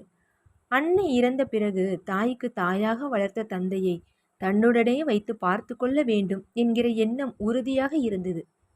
தங்களை விட அந்தஸ்தில் உயரத்தில் இருந்த அர்ஜுன் தன்னை மணந்து கொள்ள சம்மதிப்பதே பெரிய விஷயம்.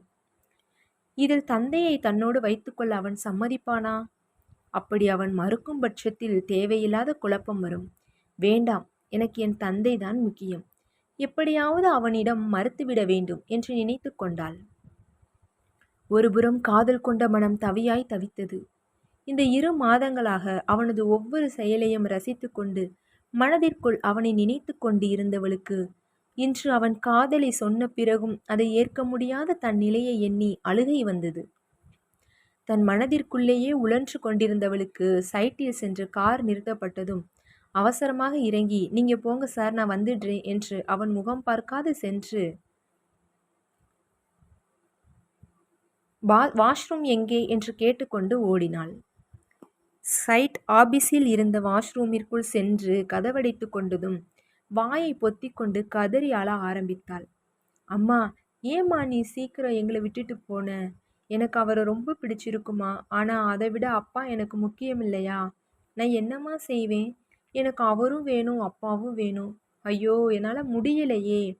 அவர்கிட்ட கேட்டு உங்கள் அப்பாவை விட்டுட்டு வான்னு சொன்னால் என்னால் தாங்க முடியாதுமா. ஏம்மா என்னை விட்டு போனீங்க என்று பொங்கி அழுதாள். அதிக நேரம் அங்கு இருந்தால் தன்னை தேடுவான் என்று உணர்ந்து தன்னை சமாளித்து கொண்டு முகத்தை கழுவி சீர்படுத்தி கொண்டு வெளியே வந்தாள். சைட் வேலையில் கவனமாக இருந்தவன் அவளது முகத்தை கவனிக்கவில்லை. அதனால் அவள் மனதில் இருந்த குழப்பம் புரியாமலே போனது. இங்கே இவர்களின் காதல் போராட்டம் தொடங்கிய வேளையில் அர்ஜுன் ஆபீஸில் இல்லை என்று தெரிந்து கொண்டு முகுந்த் அன்று ஜெயஸ்ரீயிடம் தனது காதலை தெரிவித்துவிட முடிவு செய்தான். மும்மரமாக கணினியில் தலையை நுழைத்து கொண்டு வேலை செய்து கொண்டிருந்தவளை அழைத்தான். ஜெய், கொஞ்சம் இங்கே வா என்றான். அவன் ஜெய் என்று அழைத்ததும் வழக்கம் போல் பல்லை கடித்து கொண்டு, எவ்வளவு தடவை சொன்னாலும் இவனுக்கு புரியாது போல மரமண்ட என்று திட்டிக்கொண்டே அவன் முன்னே சென்று நின்றாள். சொல்லுங்க சார் என்றால் முகத்தை கடுப்புடன் வைத்துக்கொண்டு. எதிரே இருந்த நாற்காலியை காண்பித்து உட்கார் ஜெய் என்றான். பரவாயில்ல சார், சீக்கிரம் சொன்னீங்கன்னா நான் போய் வேலையை பார்ப்பேன் என்றாள். உன் பாஸ் சொல்கிறேன் உட்கார் என்று ஆணையிட்டான். வேறு வழியில்லாமல் அவன் முன்னே உட்கார்ந்தவள் என்ன சொல்ல போகிறான் என்ற அலுப்புடன் அவன் முகத்தை பார்த்தாள். எப்போதும் படபடவென பேசும் அவனுக்கு அன்று வார்த்தைகள் கிடைக்காமல் வாய் திக்கியது. ஜெய், எனக்கு உன்னை ரொம்ப பிடிச்சிருக்கு. Yes, I love you. நான் உன்னை கல்யாணம் பண்ணிக்க ஆசைப்படுகிறேன் என்றான். அவன் சொன்னதை கேட்டு அதிர்ச்சியோ ஆச்சரியமோ படாது பார்த்து கொண்டிருந்தவள், அது உங்க விருப்பம் சார், ஆனால் எனக்கு அந்த மாதிரி எந்த எண்ணமும் இல்லை, நான் போகலாமா என்று எழப்போனாள்.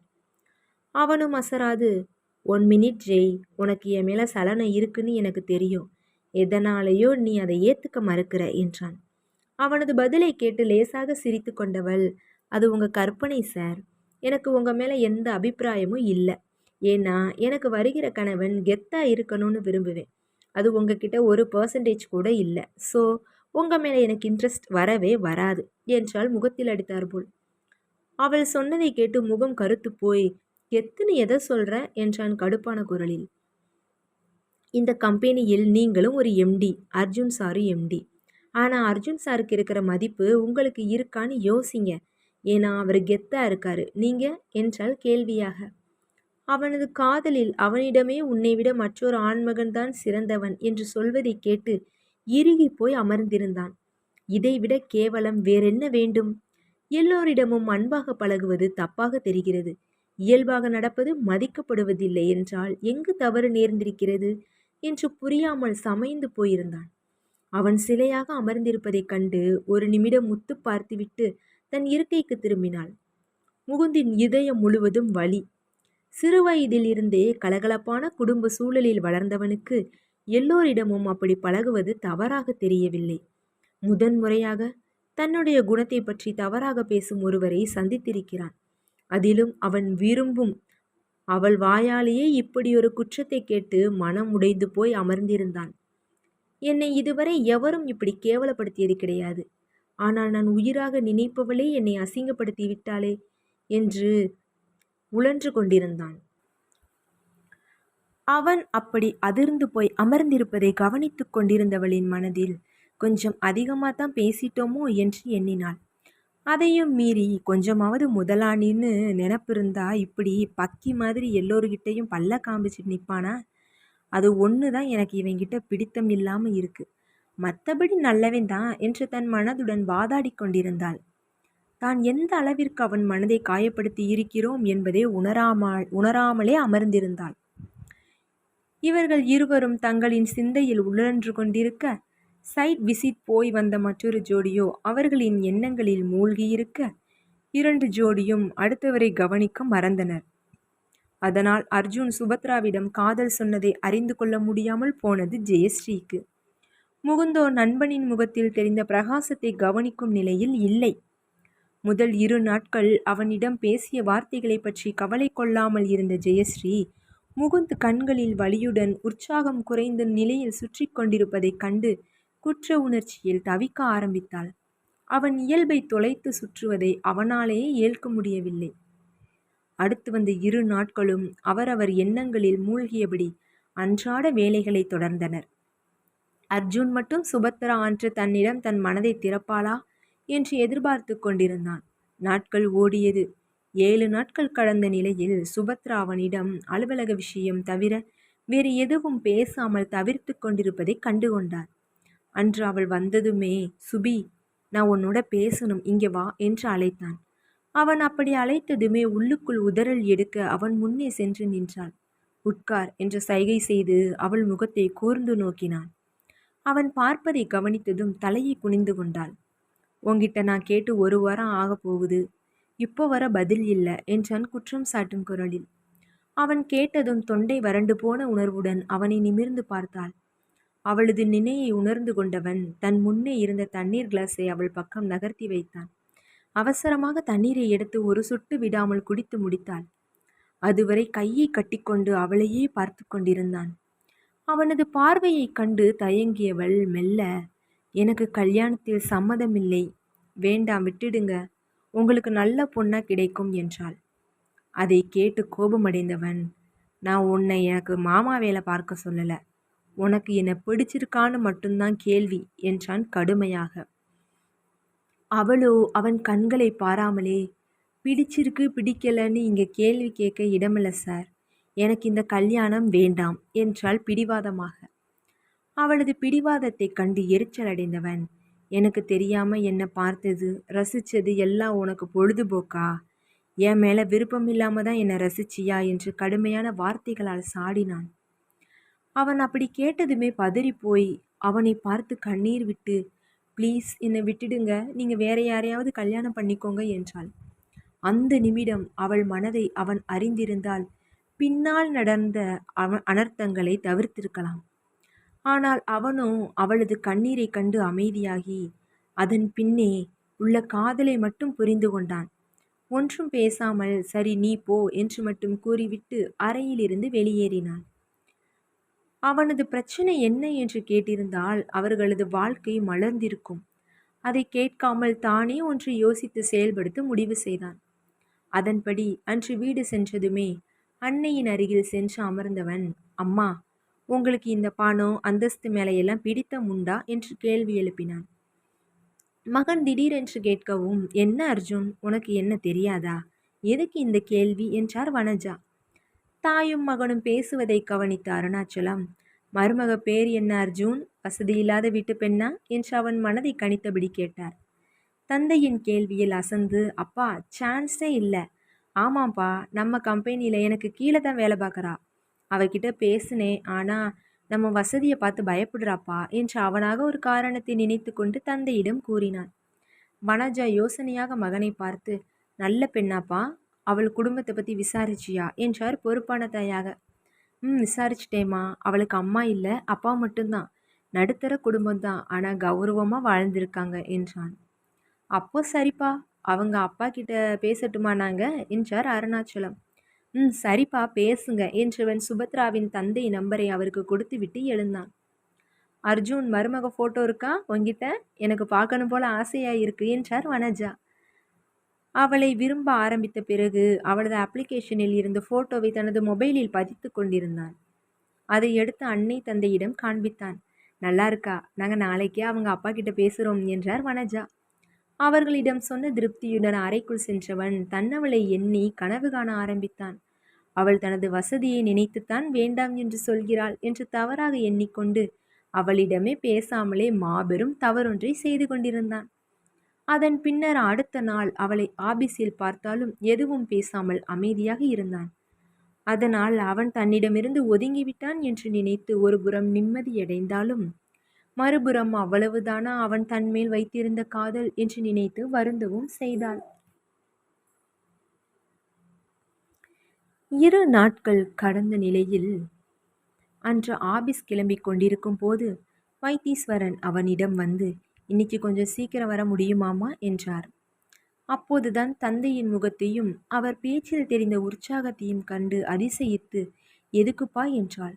அவரோ உண்மையை கூறாமல், நம்ம சொந்தக்காரங்க வர்றாங்கம்மா, நீயும் இருந்தா நல்லா இருக்குமேனு தான் சொன்னேன் என்றார். அவர் சொல்வதை கேட்டு ஆச்சரியமாக, சொந்தக்காரங்களா? யாருப்பா அது? இத்தனை நாள் இல்லாம?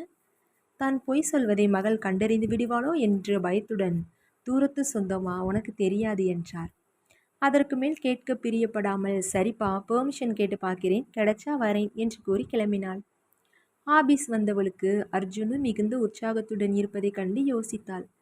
அன்று திருமணத்தை பற்றி பேசிய பிறகு ஒதுங்கியே இருந்தவன் இன்று மீண்டும் உற்சாகமாக வலம் வருவதைக் கண்டு திருப்தியாக பார்த்து கொண்டாள்.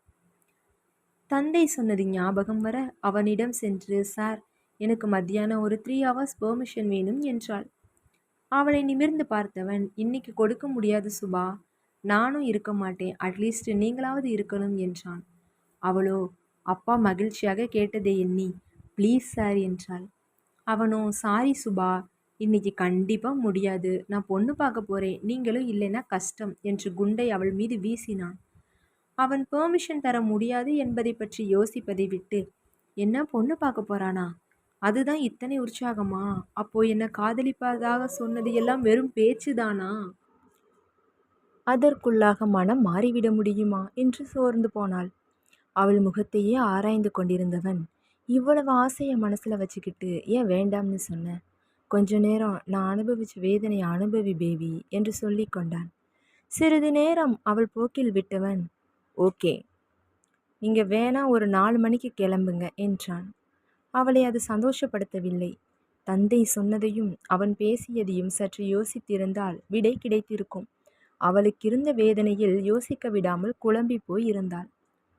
அத்தியாயம் 4. அர்ஜுன் சொன்னபடியே முன்னே கிளம்பி சென்றுவிட மனதில் ஒரு புறம் பாரம் அழுத்த சோர்வோடு 4 மணிக்கு வீட்டிற்கு கிளம்பினாள். வீட்டின் கதவு விரிய திறந்திருக்க வைத்தீஸ்வரன் ஹாலை சுத்தப்படுத்தி கொண்டிருந்தார். ஒருவித எரிச்சலுடன், அப்படி யாருப்பா வர்றாங்க? இப்படி பாஞ்சு பாஞ்சு வேலை செஞ்சுட்டு இருக்கீங்க என்றவள் அலுப்புடன் சோபாவில் அமர்ந்தாள். அவரோ சற்று பதட்டமாக, என்னம்மா சீக்கிரம் வந்திருக்கலாம்ல, சரி உட்காராம போய் முகத்தை கழுவி ஒரு நல்ல பட்டுப்புடவையை கட்டிக்கிட்டு வா என்றார். அவன் பெண் பார்க்க செல்கிறான் என்கிற எரிச்சலில் இருந்தவளுக்கு அவர் சொன்னதை கேட்டதும் கோபம் வர, ஏன் இப்படியே இருந்தா பேச மாட்டாங்களா? போங்கப்பா, நான் சீக்கிரம் வரணும்னு தான் கேட்டேன். எனக்கு ஒரு சிடுமூஞ்சி பாஸ் இருக்கானே, அவன் பொண்ணு பார்க்க போறானா, அதனால பெர்மிஷன் கொடுக்க மாட்டேன்டான் என்றாள். அதை கேட்டவர் அதிர்ந்து போய், என்னம்மா மா மேனேஜரை போய் இப்படி சொல்றியே என்றார். அவளோ பதில் சொல்லாமல் டிவியை ஆன் செய்து பார்க்க ஆரம்பித்தாள். அவள் கையில் இருந்த ரிமோட்டை வாங்கி வைத்துவிட்டு, எந்திரிச்சு போய் முகத்தை கழுவு சுபா, நம்ம வீட்டுக்கு அவங்க முன்னாடி இப்படி போய் நின்னா நல்லாவா இருக்கும் என்று விரட்டினார். அவரிடம் முறைத்து கொண்டு, இன்னைக்கு ரொம்ப தான் பண்றீங்கப்பா என்றபடி உள்ளே சென்றவள் முகத்தை கழுவி சாதாரண புடவை ஒன்றை கட்டி கொண்டு வந்து நின்றாள். அதை பார்த்ததும், என்னம்மா புதுசு புதுசா நிறைய புடவை எடுப்ப, அதில் ஒன்றை கட்டக்கூடாதா என்றார் ஆதங்கமாக. அவளோ, செம்ம டென்ஷனாக, அப்பா ரொம்ப சொன்னீங்கன்னா இதையும் மாத்திட்டு ஒரு அயர்ன் செய்யாத காட்டன் சுடிதாரை மாட்டிட்டு நிப்பேன், பரவாயில்லையா என்றாள் மிரட்டலாக. அவளது மிரட்டலைக் கண்டு பயந்து போனவர், சொன்னதை செய்தாலும் செய்வாள் என்று பயந்து வாயை மூடிக்கொண்டார். அவளோ காஃபி குடிக்கலாம் என்று சமையலறைக்கு போக, அங்கே ஸ்வீட் காரம் வாங்கி அடுக்கி வைக்கப்பட்டிருந்தது. அதை கண்டதும் அவசரமாக வெளியே வந்தவள், என்னப்பா இவ்வளவு வாங்கி வச்சிருக்கீங்க என்றாள் சந்தேகத்தோடு. வாரவங்களுக்கு சாப்பிட ஏதாவது கொடுக்கணுமில்ல என்றார் சமாளிப்பாக. அது சரி, ஆனா இதெல்லாம் நீங்க போய் வாங்கிட்டு வந்தீங்களா? இல்லம்மா, நம்ம ஷியாம் வாங்கிட்டு வந்து தந்தான் என்றார். அவளோ அவரை சந்தேகமாக பார்த்து கொண்டே, இன்னைக்கு நீங்க பண்றது எதுவும் சரியில்லை, என்னவோ பண்ணிட்டு இருக்கீங்க என்றபடி காப்பி கலக்க சென்றாள். அவள் சென்றதும் நெஞ்சை பிடித்தபடி சிறிது நேரம் சோபாவில் அமர்ந்து விட்டார். இவளை சமாளிக்கிறதே பெரிய பாடாயிருக்கும் போல இருக்கே, மாப்பிள்ளை எப்படிதான் சமாளிப்பாரோ என்று புலம்பிக் கொண்டே அமர்ந்திருந்தார். அந்நேரம் வெளியில் கார் வந்து நிற்கும் சத்தம் கேட்க, சமையலறையை பார்த்து, நீ உன் ரூமில் போய் இரு சுபா, நான் கூப்பிடும் வரை வராதே என்று கூறிவிட்டு வாயிலுக்கு சென்றார். காஃபியை வந்து கலந்து கையில் எடுத்துக்கொண்டு தனது அறைக்குள் நுழைந்தவள், இந்த அப்பாவுக்கு என்னமோ ஆச்சு, வித்தியாசமா பிஹேவ் பண்றாங்க என்று முணுமுணுத்து கொண்டே படுக்கையில் அமர்ந்து கொண்டாள். காரில் இருந்து இறங்கிய அர்ஜுனின் குடும்பத்தை வரவேற்று உள்ளே அழைத்து வந்தார். அவனது கம்பீரமும் அழகும் அவன் பெற்றோர்களை பார்த்ததும் மகள் மிகுந்த அதிர்ஷ்டசாலி என்று மனதிற்குள் சந்தோஷப்பட்டு கொண்டார். அருணாச்சலத்திற்கும் வனஜாவிற்கும் அவரை பார்த்ததும் சற்று திருப்தியாக இருந்தது. ஒரு கௌரவமான மனிதர் என்பதை அறிந்து கொண்டனர். வனஜாவை பார்த்து, மன்னிச்சிடுங்க, உங்களை வரவேற்க கூட வீட்டில் பெண்கள் இல்லை, திடீர்னு முடிவானதுனால என் சொந்தத்தில் உள்ளவங்க யாரையும் கூப்பிட்டுக்க முடியலை என்றார். அதனால் என்னங்க, இப்போ எங்கள் மருமகளை பார்க்க தானே வந்திருக்கோம், நிச்சயத்தப்போ எல்லாரையும் கூப்பிடுங்க என்றார் வனஜா. அர்ஜுன் அவர்கள் பேசுவதை அமைதியாக பார்த்து கொண்டிருந்தாலும் அவனது விழிகள் தன்னவளை தேடி அலைந்தது. கதவை சாத்திக்கொண்டு ஹெட்போனை காதில் மாட்டிக்கொண்டு பாட்டு கேட்டு கொண்டிருந்தவளின் காதில் அவர்கள் பேசியது எதுவும் விழவில்லை. சிறிது நேரம் ஒருவரை பற்றி மற்றொருவர் அறிந்து கொள்ள பேசி கொண்டிருந்தனர். அர்ஜுன் மட்டும் பேச்சில் கலந்து கொள்ள முடியாமல் தவித்தபடி அமர்ந்திருக்க, அவனது தவிப்பை புரிந்து கொண்ட அருணாச்சலம், சம்பந்தி மருமகளை வர சொல்றீங்களா? பையன் விட்டா நேராக போய் கூட்டிட்டு வந்துடுவான் போல இருக்கு என்றார். மாப்பிள்ளையை பார்த்து பெருமையாக சிரித்து கொண்டு எழுந்து சென்று மகளின் அறை கதவை திறந்து உள்ளே சென்றவர் மகளின் காதில் இருந்த ஹெட்ஃபோனை எடுத்துவிட்டு, சுபா வெளியில வரியா, அவங்க உன்கிட்ட பேசணுமாம் என்று மிகவும் ஜாக்கிரதையாக வார்த்தையை கோர்த்தார். சற்று சலிப்புடன் எழுந்தவள் கண்ணாடி முன்னு சென்று தலையை சரியாக சீவிக்கொண்டு கலைந்திருந்த ஆடையை சீர்படுத்தி கொண்டு ஹாலிற்குள் நுழைந்தாள். தன் வீட்டு நடுக்கூடத்தில் நாற்காலியில் கால் மேல் கால் போட்டு அமர்ந்திருந்தவனை கண்டதும் அவளுக்கு உச்சபட்ச அதிர்ச்சி. அந்த அதிர்ச்சி விலகாது தந்தையை திரும்பி பார்க்க, அவரோ அவளை பார்க்காமல் அருணாச்சலத்தின் அருகில் சென்று அமர்ந்து கொண்டார். அவளை கண்டதும் வனஜா எழுந்து சென்று அவள் கையை பற்றி, வாமா இப்படி வந்து உட்கார் என்று தனது அருகில் அமர்த்தி கொண்டார். அவர்களை வா என்று அழைக்கக்கூட முடியாமல் அதிர்ச்சியிலேயே உறைந்திருந்தாள். அவள் தவறாக நினைத்துவிடப் போகிறார்கள் என்று அவளுக்கு நீங்க வாரது தெரியாதுமா, மாப்பிள்ளை சொல்ல வேண்டாம்னு சொல்லிட்டார் என்றார் வைத்தீஸ்வரன். அவர் சொன்னதை கேட்டதும் சட்டென்று அவனை நிமிர்ந்து பார்த்து முறைத்தான். அவனோ அசராது புருவத்தை உயர்த்தி குறும்புடன் சிரித்து வைத்தான். அருணாச்சலமும் மனஜாவும் காதலர்களுக்குள் ஏதோ ஊடல் என்று எண்ணி நம்மளுக்குள் சிரித்து கொண்டனர். வனஜா அவளை இயல்பாக்க ஏதேதோ கேள்விகள் கேட்க பதில் சொல்லி கொண்டிருந்தாலும் அவளது செயலை நினைத்து மனம் குமரிக்கொண்டிருந்தது. அதே மனதின் மற்றொரு புறம், அவன் என்னை மறக்கவில்லை, பெண் பார்க்க போகிறேன் என்று சொன்னது என்னைத்தானா என்று மகிழ்ந்து கொண்டிருந்தது. இருபுறமும் மல்லாடிக்கொண்டு முள்மேல் அமர்ந்திருப்பவள் போல் அமர்ந்திருந்தாள். அப்போது அருணாச்சலம், சரி சம்மந்தி, நம்ம நிச்சயத்துக்கான நாளை குறிச்சிடலாமா? சுபாவோட ஜாதகத்தை கொடுங்க, எங்கள் ஜோசியர்கிட்ட காண்பிக்க, நாளை குறிச்சிடலாம் என்றார். அதுவரை குழப்பத்துடனும் கோபத்துடனும் அமர்ந்திருந்தவள் சுதாரித்து கொண்டு, ஒரு நிமிஷம் சார், நான் அர்ஜுன் சார்கிட்ட கொஞ்சம் தனியாக பேசலாமா என்றாள். அவள் தன்னையும் அர்ஜுனையும் சாரி என்று கூறியதுமே எதுவோ சரியில்லை என்று புரிந்து கொண்டவர் சரி என்று தலையசைத்தார். அர்ஜுனோ தந்தையை சார் என்று கூப்பிட்டதுமே, கொதிநிலைக்கு சென்றவன் அடுத்து தன்னையும் சாரி என்றதும் முகம் கடுகடுக்க அவள் பின்னே சென்றான். அவன் அறைக்குள் நுழைந்ததுமே, என்ன பண்ணி வச்சிருக்கீங்க என்று வல்லென்று விழுந்தாள். அவனோ அதைவிட வேகமாக, அறிவிருக்கா உனக்கு? எங்க அப்பாவை மாமான்னு கூப்பிடாம சாருன்னு சொல்ற, பத்தாததுக்கு என்னையும் அர்ஜுன் சாருன்னு சொல்ற என்று கடிந்தான். அவளோ மேலும் டென்ஷன் ஆகி, இது இப்போ ரொம்ப முக்கியம், என்னை கேட்காம எப்படி நீங்க பொண்ணு பார்க்க வரலாம் சொல்லுங்க என்றாள் கடுப்புடன். அவனும் அசால்ட்டாக, உனக்கும் என்ன பிடிச்சிருக்கு, எனக்கும் பிடிச்சிருக்கு, அதுதான் ஏற்பாடு பண்ணிட்டேன் என்றான். அவன் புரிந்து கொள்ளாமல் பேசுவதைக் கண்டு கடுப்பானவள், நான் உங்களுக்கு சம்மதிச்சதா சொல்லவே இல்லையே என்றால் அழுத்தமாக. அவனோ விடா கண்டனாக, அப்போ ஏன் நான் வேற பொண்ணு பார்க்க போறேன்னு சொன்னதும் தவிச்ச என்றான்.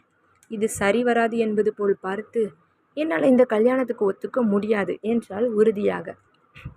அதை கேட்டதும் முகம் இறுக, உனக்கு என்ன தாண்டி பிரச்சனை? என் அந்தஸ்தை விட்டு இறங்கி நான் ஆசைப்பட்டேன்னு ஒரே காரணத்துக்காக இங்கே வந்து உட்கார்ந்துருக்காங்களே, அவங்கள அவமானப்படுத்த போறியா என்றான் ஆத்திரமாக. அவனை ஆழ்ந்து பார்த்தவள், காதலுக்கு 2 பேரோட சம்மதம் மட்டும் இருந்தா போதும், ஆனால் கல்யாணத்துக்கு 2 குடும்பங்களோட சம்மந்தமும் வேணும் என்றாள். அதை கேட்டு தலையில் அடித்து கொண்டு, 2 குடும்பமும் சம்மதம் கொடுத்து தானே பேசிட்டு இருக்காங்க என்றான் எரிச்சலுடன்.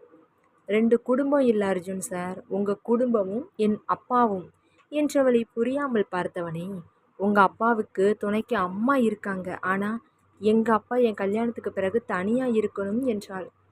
அதுவரை புரியாமல் இருந்த விஷயம் புரிய, ஓ இதுக்குத்தான் நீ இத்தனை யோசிக்கிறியா என்றவன், அவருக்கு நல்ல ஒரு ஏற்பாடு பண்ணிடுவோம் சுபி என்று வாயை விட்டு ஆப்பிடித்து கொண்டான். எப்படி, என்னை கேட்காமலே பொண்ணு பார்க்க ஏற்பாடு பண்ணின மாதிரியா? நீங்கள் நினச்சதை நடத்திடணும், அதுதான் விஷயம். நம்ம கூட வாழ வருகிற பொண்ணுக்கும் கடமைகள் இருக்கும், அவளுக்குன்னு உணர்வுகள் இருக்கும், எதையும் யோசிக்காம உங்கள் காரியத்தை நிறைவேற்றுவதில் வேகம் காட்டுவீங்க என்றால் இகழ்ச்சியாக. அதை கேட்டவன், என்னடி ஓவரா பேசுகிற? உனக்கு என்ன பிடிச்சிருக்கு, எனக்கும் உன்னை பிடிச்சிருக்கு, அந்த தைரியத்தில் தான் என் பேரண்ட்ஸை கூட்டிகிட்டு வந்தேன், அதுக்கு என்னவோ என்னை கேட்காம முடிவெடுத்துட்டீங்கன்னா அந்த குதிக்கிற என்று பதிலுக்கு எகிறினான். அவனை தடுத்து நிறுத்துவதற்குள், இப்போ நடந்ததில் என் தப்பு எதுவும் இல்லை, எனக்கு என் அப்பா தான் முக்கியம், உடம்பு சரியில்லாதவர், அவர் என் கூடத்தான் இருப்பார், அதனால் என்னால் இந்த கல்யாணத்துக்கு ஒத்துக்க முடியாது என்றாள்.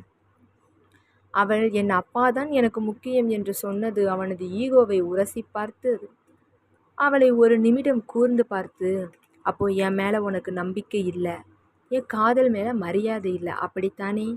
என் காதலை சொன்ன அந்த நிமிடமே உனக்கு என்ன சொன்னேன்? உனக்கு எல்லாமும் நானாக இருப்பேன்னு சொன்னேன். அந்த ஒற்றை வார்த்தையில் நீ யோசிச்சுக்கிட்டு இருக்கிற விஷயங்கள் அனைத்துக்கும் பதில் இருக்கு. ஆனால் நான் பண்ணின ஒரு சின்ன தப்பை பிடிச்சி தொங்கிட்டு என்னையும் என்னை பெற்றவங்களையும் அவமானப்படுத்திட்ட. இனி நீயே தேடி வந்தாலும் நீ எனக்கு வேண்டாம் என்று கூறி படார் என்று கதவை திறந்து கொண்டு வெளியேறினான். இருவருக்கும் அறைக்குள் நடந்த விவாதத்தை வெளியில் இருந்தவர்கள் கேட்டு முகம் மாறி அமர்ந்திருந்தனர். வைத்தீஸ்வரன் மகளது பேச்சை கேட்டு மனமுடிந்து, தன்னால் மகளின் வாழ்க்கை வீணாகிறதே பதறிக்கொண்டு நின்றார். அர்ஜுன் வெளியே வரவும் அவனிடம் பாய்ந்து சென்றவர், மாப்பிள்ளை, அவ ஏதோ என் மேலே உள்ள பாசத்தில் அப்படி பேசுகிறா, உங்கள் கல்யாணத்துக்கு பிறகு நான் தனியாக இருந்துப்பேன், எனக்கு ஒன்றும் பிரச்சனை இல்லை என்று கூறி அவர் கையை பிடித்து கெஞ்சினார். அருணாச்சலத்திற்கும் வனஜாவிற்கும் அவரை பார்த்து பரிதாபமாக இருந்தது. சுபா பேசியதை கேட்டவர்களுக்கு தவறு தங்கள் மகன் மீதுதான் என்று புரிந்தாலும் அவனிடம் எடுத்துச் சொல்ல இது நேரம் இல்லை என்று புரிந்து அமைதியாக வாயிலை நோக்கி நடந்தனர். வைத்தீஸ்வரன் கையை விலக்கிவிட்டு, சாரி அங்கிள், இல்லை நான் ஒன்றும் பண்ண முடியாது என்று கூறி காரில் ஏறி அமர்ந்தான். அருணாச்சலம் அவர் அருகில் சென்று, சின்னஞ்சிறுசுங்க ஏதோ தப்பாக புரிஞ்சுக்கிட்டதில் அடிச்சுக்கிறாங்க, கொஞ்ச நாள் போகட்டும், சரியாகிடும் என்றவரின் கையை பிடித்து கொண்டு, உண்மையிலேயே உங்களுக்கு பெரிய மனசு சம்மந்தி, என் பொண்ணு வீட்டுக்கு கூப்பிட்டு அவமானப்படுத்தின பிறகும் இப்படி என்னை சமாதானப்படுத்துறீங்களே என்று கண் கலங்கினார். அப்போது வாசலுக்கு வந்த சுபத்ரா தனது தந்தை அர்ஜுன் தந்தையின் கைகளை பற்றி கொண்டு கண்ணீர் விடுவதை பார்த்து, அப்பா என்றால் அதட்டலாக.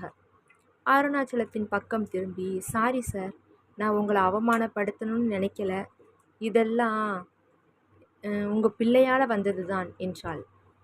அவர் ஒன்றும் சொல்லாமல் நிற்க, காருக்குள் எரிமலையாக கொதித்து கொண்டிருந்தவன், அப்பா வரப்போறீங்களா இல்லை விட்டுட்டு போகட்டுமா என்று கத்தினான். தந்தை மகன் இருவரையும் திரும்பி திரும்பி பார்த்து கொண்டே சென்று காரில் ஏறி மனைவியின் அருகில் அமர்ந்தார். அவர் அமர்ந்ததும் கார் சீறி பாய்ந்தது. வீட்டிற்கு சென்றதும் பெற்றவர்களிடம் பேசாமல் தனது அறைக்குள் அடைந்து கொண்டான். மனமோ உலைக்களம் என கொதித்தது. காதலிக்கும் பெண் எல்லாவற்றிற்கும் தன்னை நாட வேண்டும் என்று எதிர்பார்ப்பது ஆணின் இயல்பு. அவளது தந்தையாக இருந்தாலும் தனக்கு பிறகுதான் அவருக்கு முக்கியம் கொடுக்க வேண்டும் என்று எதிர்பார்ப்பான். இங்கு அவள் எனக்கு அப்பாதான் முக்கியம் என்று சொன்னது அவனுக்கு பெரிய அடியாக தோன்றியது. அதன் பின்னே உள்ள நிதர்சனத்தை புரிந்து கொள்ள தவறினான். அவரின் ஒரே ஆதரவான மகள் சென்ற பின்னர் அவரின் நிலை என்ன என்று பயந்தே அவள் அப்படி நடந்து கொண்டாள் என்று புரிந்து கொள்ள மறுத்தான்.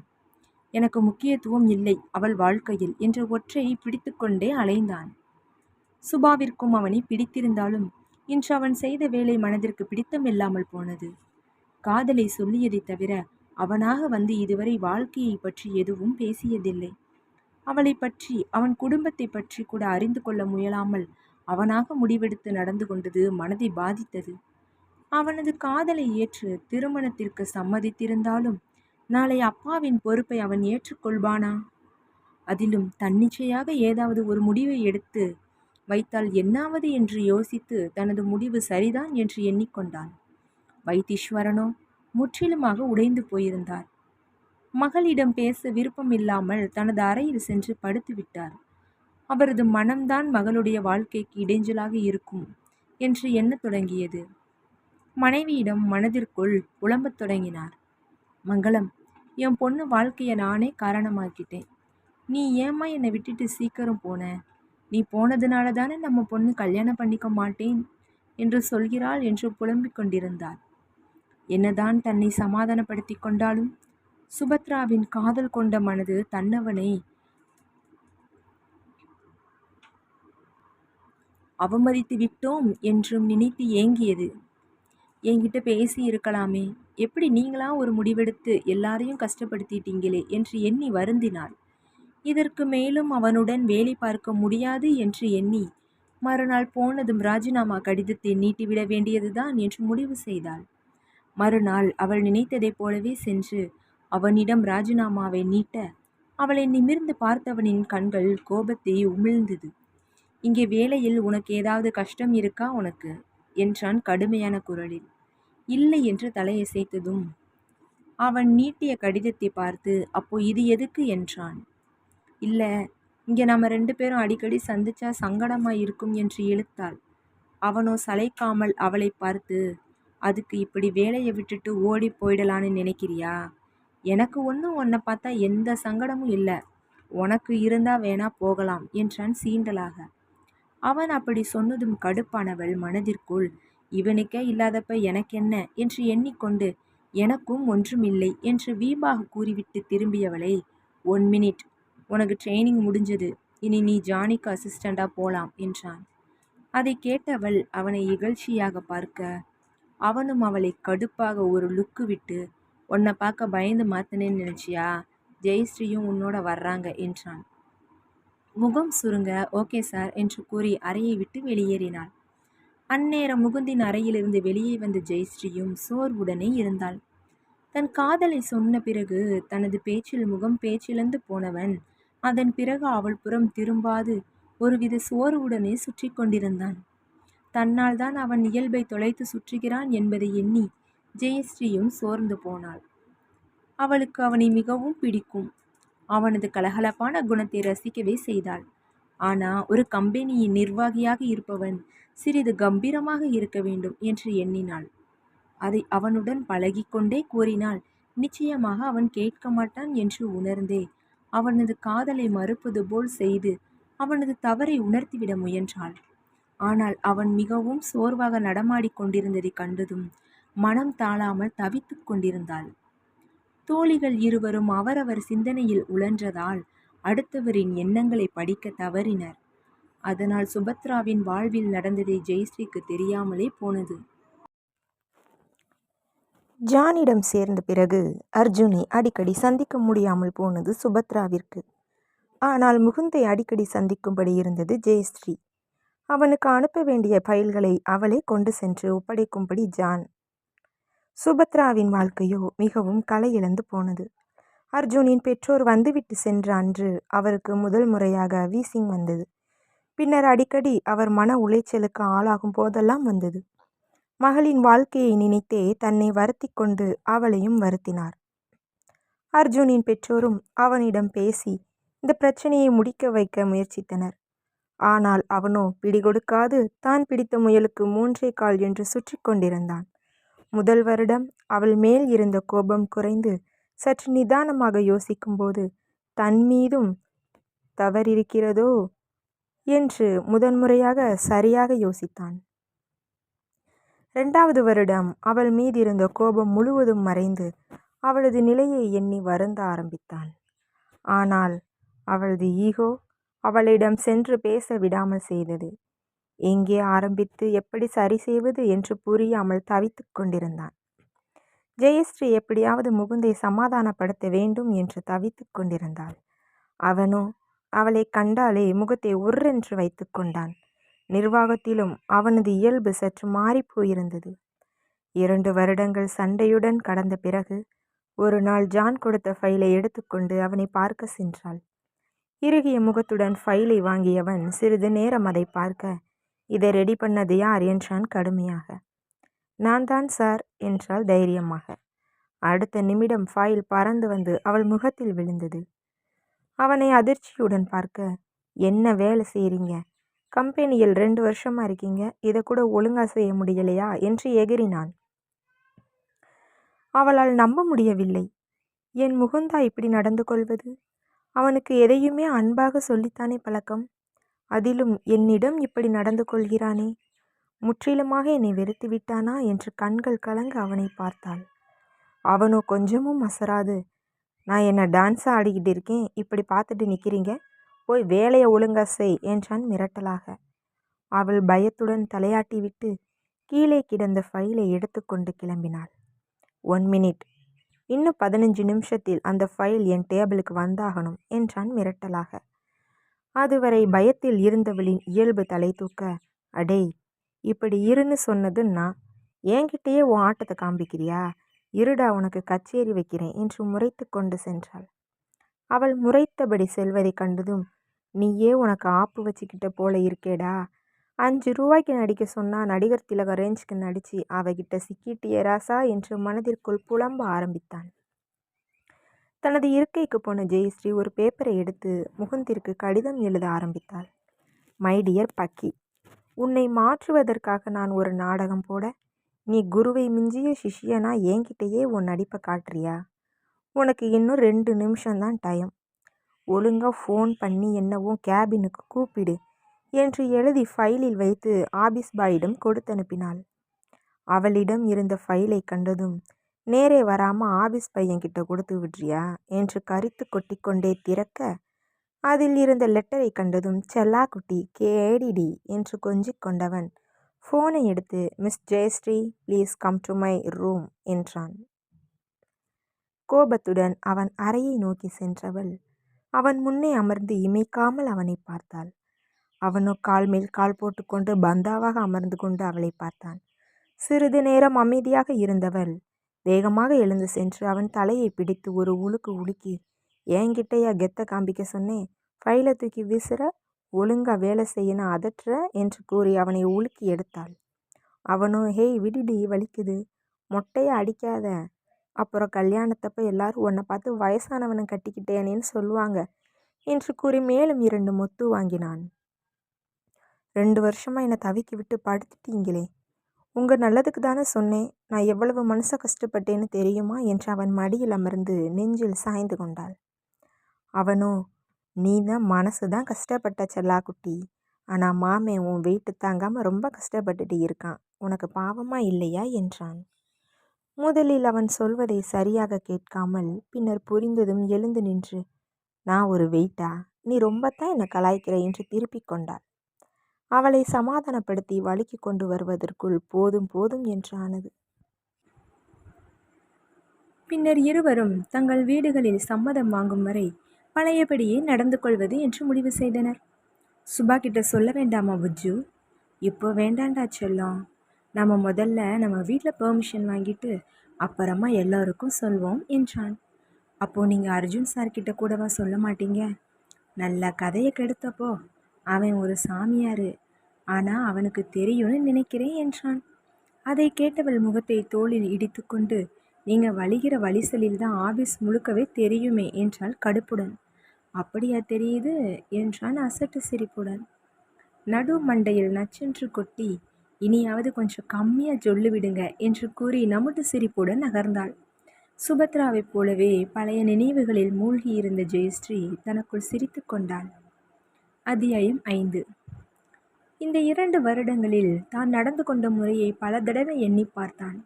அதில் அவனுக்கு புரிந்த ஒரு விஷயம், அவள் மீது தவறில்லை என்பது. அவளுடைய நிலையில் யாராக இருந்தாலும் அப்படித்தான் யோசிப்பார்கள் என்று உணர்ந்து கொண்டான். அதே சமயம் இந்த 2 வருடங்களில் அவளது இயல்பில் நிறைய மாறுதல் இருப்பதையும் கண்டுகொண்டான். மொத்தமாக தன்னை சுருக்கி கொண்டாள். அனாவசியமாக ஒரு பேச்சோ ஒரு சிரிப்போ இல்லாமல் இருந்தாள். முகம் முற்றிலுமாக பொலிவிழந்து கிடந்தது. ஒரு ஆண் திருமணத்திற்கு பிறகு தனது குடும்பத்தை அவன் மனைவியின் பொறுப்பாக எண்ணுகிறான். உரிமையுடன் அவளை நிர்பந்திக்கிறான். ஆனால் பெண்களோ, தனது பெற்றோருக்கு யாரும் இல்லாமல் போனாலும் அவள் தனது குடும்பத்திற்கு உரிமையாக உதவி செய்துவிட முடியாது. அதற்கு கணவனின் அனுமதியும் அவனது குடும்பத்தின் அனுமதியும் தேவைப்படும். அப்படிப்பட்ட சூழலில் வளர்ந்த ஒரு பெண்ணால் தந்தையை தன்னுடன் அழைத்துச் சென்று உரிமையாக தங்க வைத்துக் கொள்ள முடியாது. அது இந்த சமூகத்தின் சாபக்கேடு. அதை எண்ணித்தான் அவள் என்னையும் நிராகரித்திருக்கிறாள். அவளுக்கு அந்த நம்பிக்கையை வழங்க தவறி இருக்கிறேன்.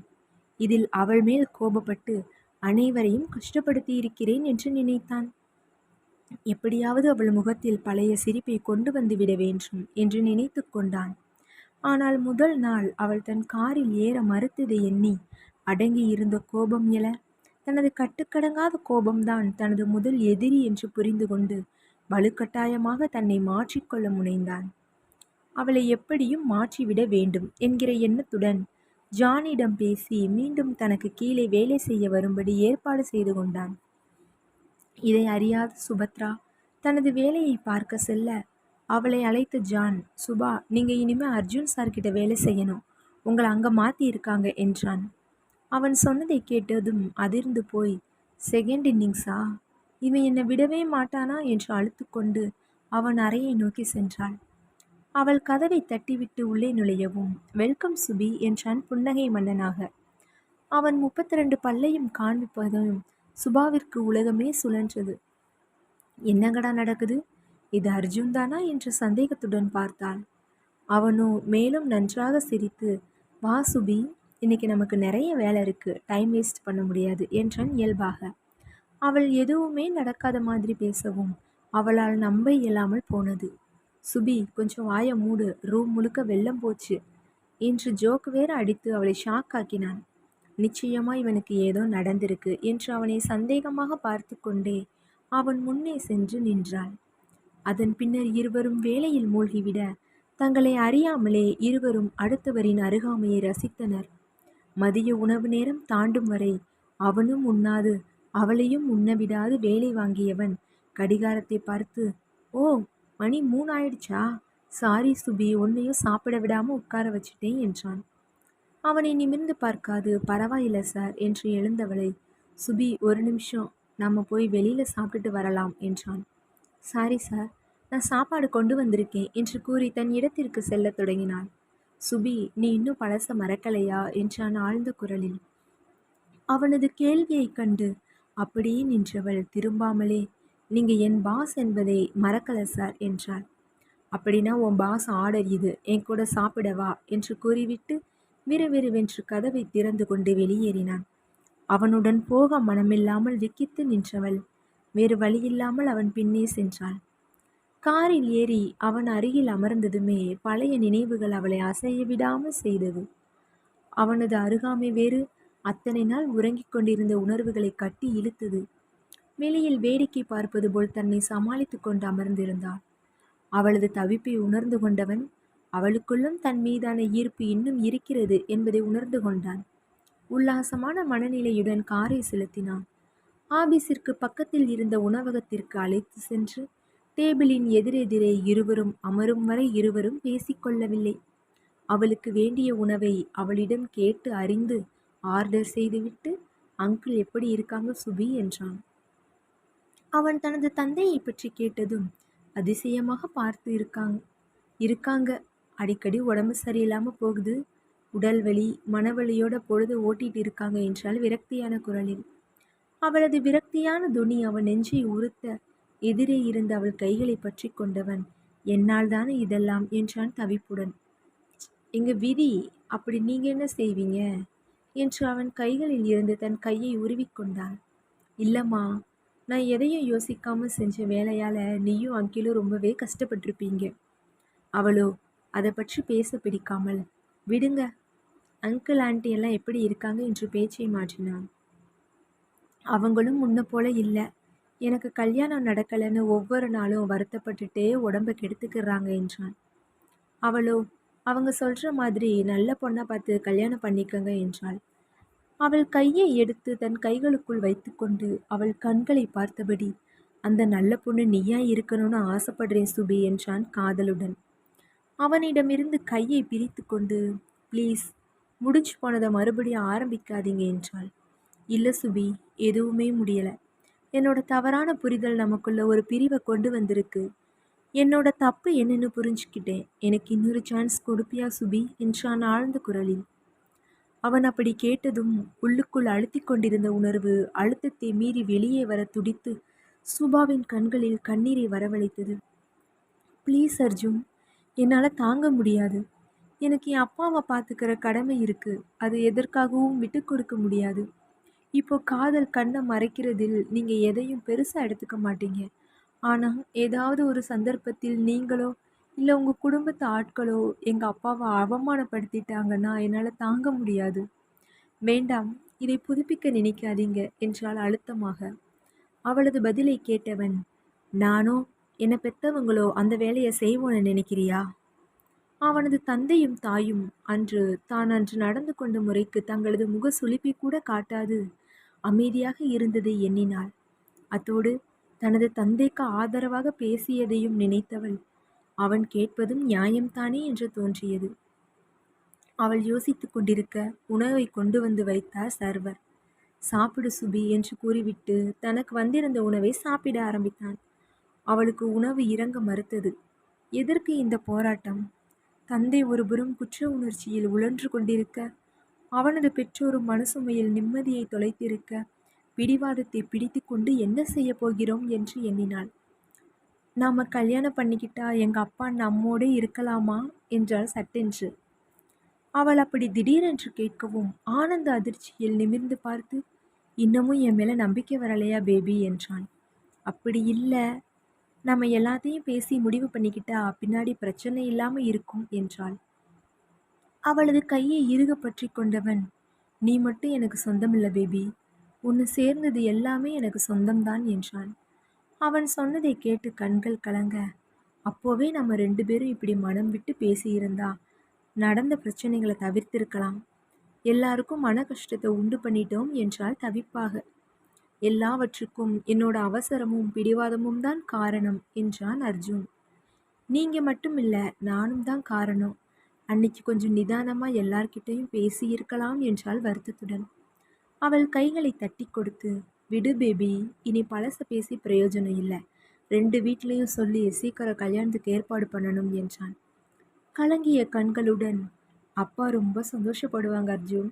என்னோட வாழ்க்கை கெட தான் ஒரு காரணமாகிட்டோன்னு நினச்சி தவிச்சிட்டு இருக்காங்க என்றாள். இனி அன்கில சந்தோஷப்படுத்தி பார்க்கறது தான் என் முதல் வேலை. சீக்கிரம் கல்யாணம் பண்ணி அவருக்கு பேரப்பிள்ளையை பெற்று கொடுக்கணும் என்றான் கண்ணடித்து. அவனது செயலை கண்டு கன்னங்கள் சிவக்க தலையை குனிந்து கொண்டாள். அது நாள் வரை ஒருவித அலைப்புறுதலில் இருந்த மனம் அமைதியடைய இருவரும் அவரவர் எண்ணங்களில் உழன்றபடி உணவை முடித்து கொண்டு காருக்கு வந்தனர். சீட்டில் சாய்ந்து நிம்மதியாக பெருமூச்சை விட்டு, என்னவோ இதுவரை ஒரு பெரிய மலையையே முதுகில் சுமந்துகிட்டு இருந்த மாதிரி இருந்ததுடா என்றான். அவன் தோள்களில் சாய்ந்து கொண்டு, எனக்கும் அர்ஜுன், என்னோட நிலையில் யோசிச்சு உங்களை வேண்டான்னு சொல்லிட்டாலும் உங்கள் மேலே இருந்த காதல் என்னை நிம்மதியாக இருக்க விடலை. அதனால தான் உங்ககிட்ட வேலை பார்க்க வேண்டாம்னு யோசித்து ரிசைன் பண்ண லெட்டர் கொடுத்தேன். ஆனால் நீங்கள் என்னை சீண்டி விட்டு அப்படி பண்ண விடாமல் பண்ணுனீங்க என்றவளை தன் அருகே இழுத்து மார்பில் சாய்த்து கொண்டான். அதுக்கு காரணம் சுயநலம்தான் பேபி. நீ என்னை விட்டு விலகி போயிடக்கூடாதுன்னு தான் ரிசைன் பண்ண விடாமல் பண்ணினேன். வேற எங்கேயாவது போயிட்டா உன்னை பார்க்க முடியாமல் போயிடும். என்னை விட அப்பா முக்கியம்னு சொன்னதுனால தான் என் ஈகோவில் அன்னைக்கு கத்திட்டு போனேனே தவிர உன்னை நிரந்தரமாக இழக்கும் ஐடியா எல்லாம் இல்லை. அதனால தான் உன்னை சீண்டி விட்டு நம்ம ஆபீஸிலேயே பிடிச்சு வச்சேன். அதே சமயம் உன்னை என் கூட வச்சுக்கிட்டா அந்த சமயத்தில் உன் மேலே இருந்த கோபத்தில் ஏதாவது பேசி உன்னை காயப்படுத்திடுவேன்னு நினச்சி தான் ஜான் கிட்ட போட்டேன். அப்போவும் எத்தனையோ நாட்கள் உனக்கு தெரியாமல் உன்னை பார்த்து கொண்டிருந்திருக்கிறேன். என்னோட அதிகப்படியான ஈகோ தான் 2 வருஷம் என்னை உன்கிட்ட நெருங்க விடாமல் செஞ்சது. மனசு முழுக்க உன் மேலே காதல் இருந்தாலும் என் காதலிக்கு எல்லாமுமாக நான் மட்டுமே இருக்கணும்னு நினைக்கிறது ஆணோட மனசு. அப்படித்தான் நானும் நினச்சேன். அதனால தான் நான் செஞ்ச தப்பை மறந்து நீ எங்கள் அப்பா தான் எனக்கு முக்கியம்னு சொல்லவும் என்னால் அதை தாங்க முடியாமல் உன்னை உதறி தள்ள முயற்சி பண்ணேன் என்றான். அவன் சொன்னதை கேட்டு அவனிடம் இருந்து தள்ளி அமர்ந்தவள், உங்களுக்கு ஒரு விஷயம் புரியலை. எல்லா பெண்களுக்கும் அவங்க அப்பா தான் ரோல் மாடல். அவங்க மனசுக்குள்ள அப்பா மாதிரி தனக்கு ஒரு கணவன் வரணும்னு தான் நினைப்பாங்க. ஏன்னா அவங்க உலகத்தில் அவங்களுக்கு அன்பை காண்பிச்ச முதல் ஆண் அப்பா. என் விஷயத்தில் அம்மா இறந்த பிறகு எனக்கு அந்த குறையே தெரியாமல் வளர்த்தாங்க. ஒரு பெண் தனியாக ஒரு குழந்தையை வளர்க்குறது பெருசு இல்லை. ஆனால் ஒரு ஆண் ஒரு பெண் குழந்தைய தனியாக வளர்க்குறது பெரிய விஷயம். அந்த குழந்தைக்கு அன்னைக்கு அன்னையா தோழனாக மாறி நெஞ்சில் சுமந்து வளர்த்தவரை 20 வருடங்கள் கழிச்சு வரும் இன்னொரு உறவுக்காக தூக்கி எறிய முடியுமா சொல்லுங்க என்றாள். புரியுதுடா. ஆனால் அன்னைக்கு இருந்த மனநிலையில் என் காதலிக்கு நான் 2ஆம் பட்சம்தான் என்று எண்ணி வேதனை அடைந்தேன். என்னோட அன்பு முழுக்க கொட்டி கொடுக்க நான் தயாராக இருக்கும்போது என்னோட அப்பா தான் முக்கியம்னு நீ சொல்லவும் சோர்ந்து போயிட்டேன் என்றான். நீங்கள் சொல்கிறது எனக்கு புரியுதுங்க. ஆனால் நீங்கள் அப்போது ரொம்ப அவசரப்பட்டுட்டீங்க.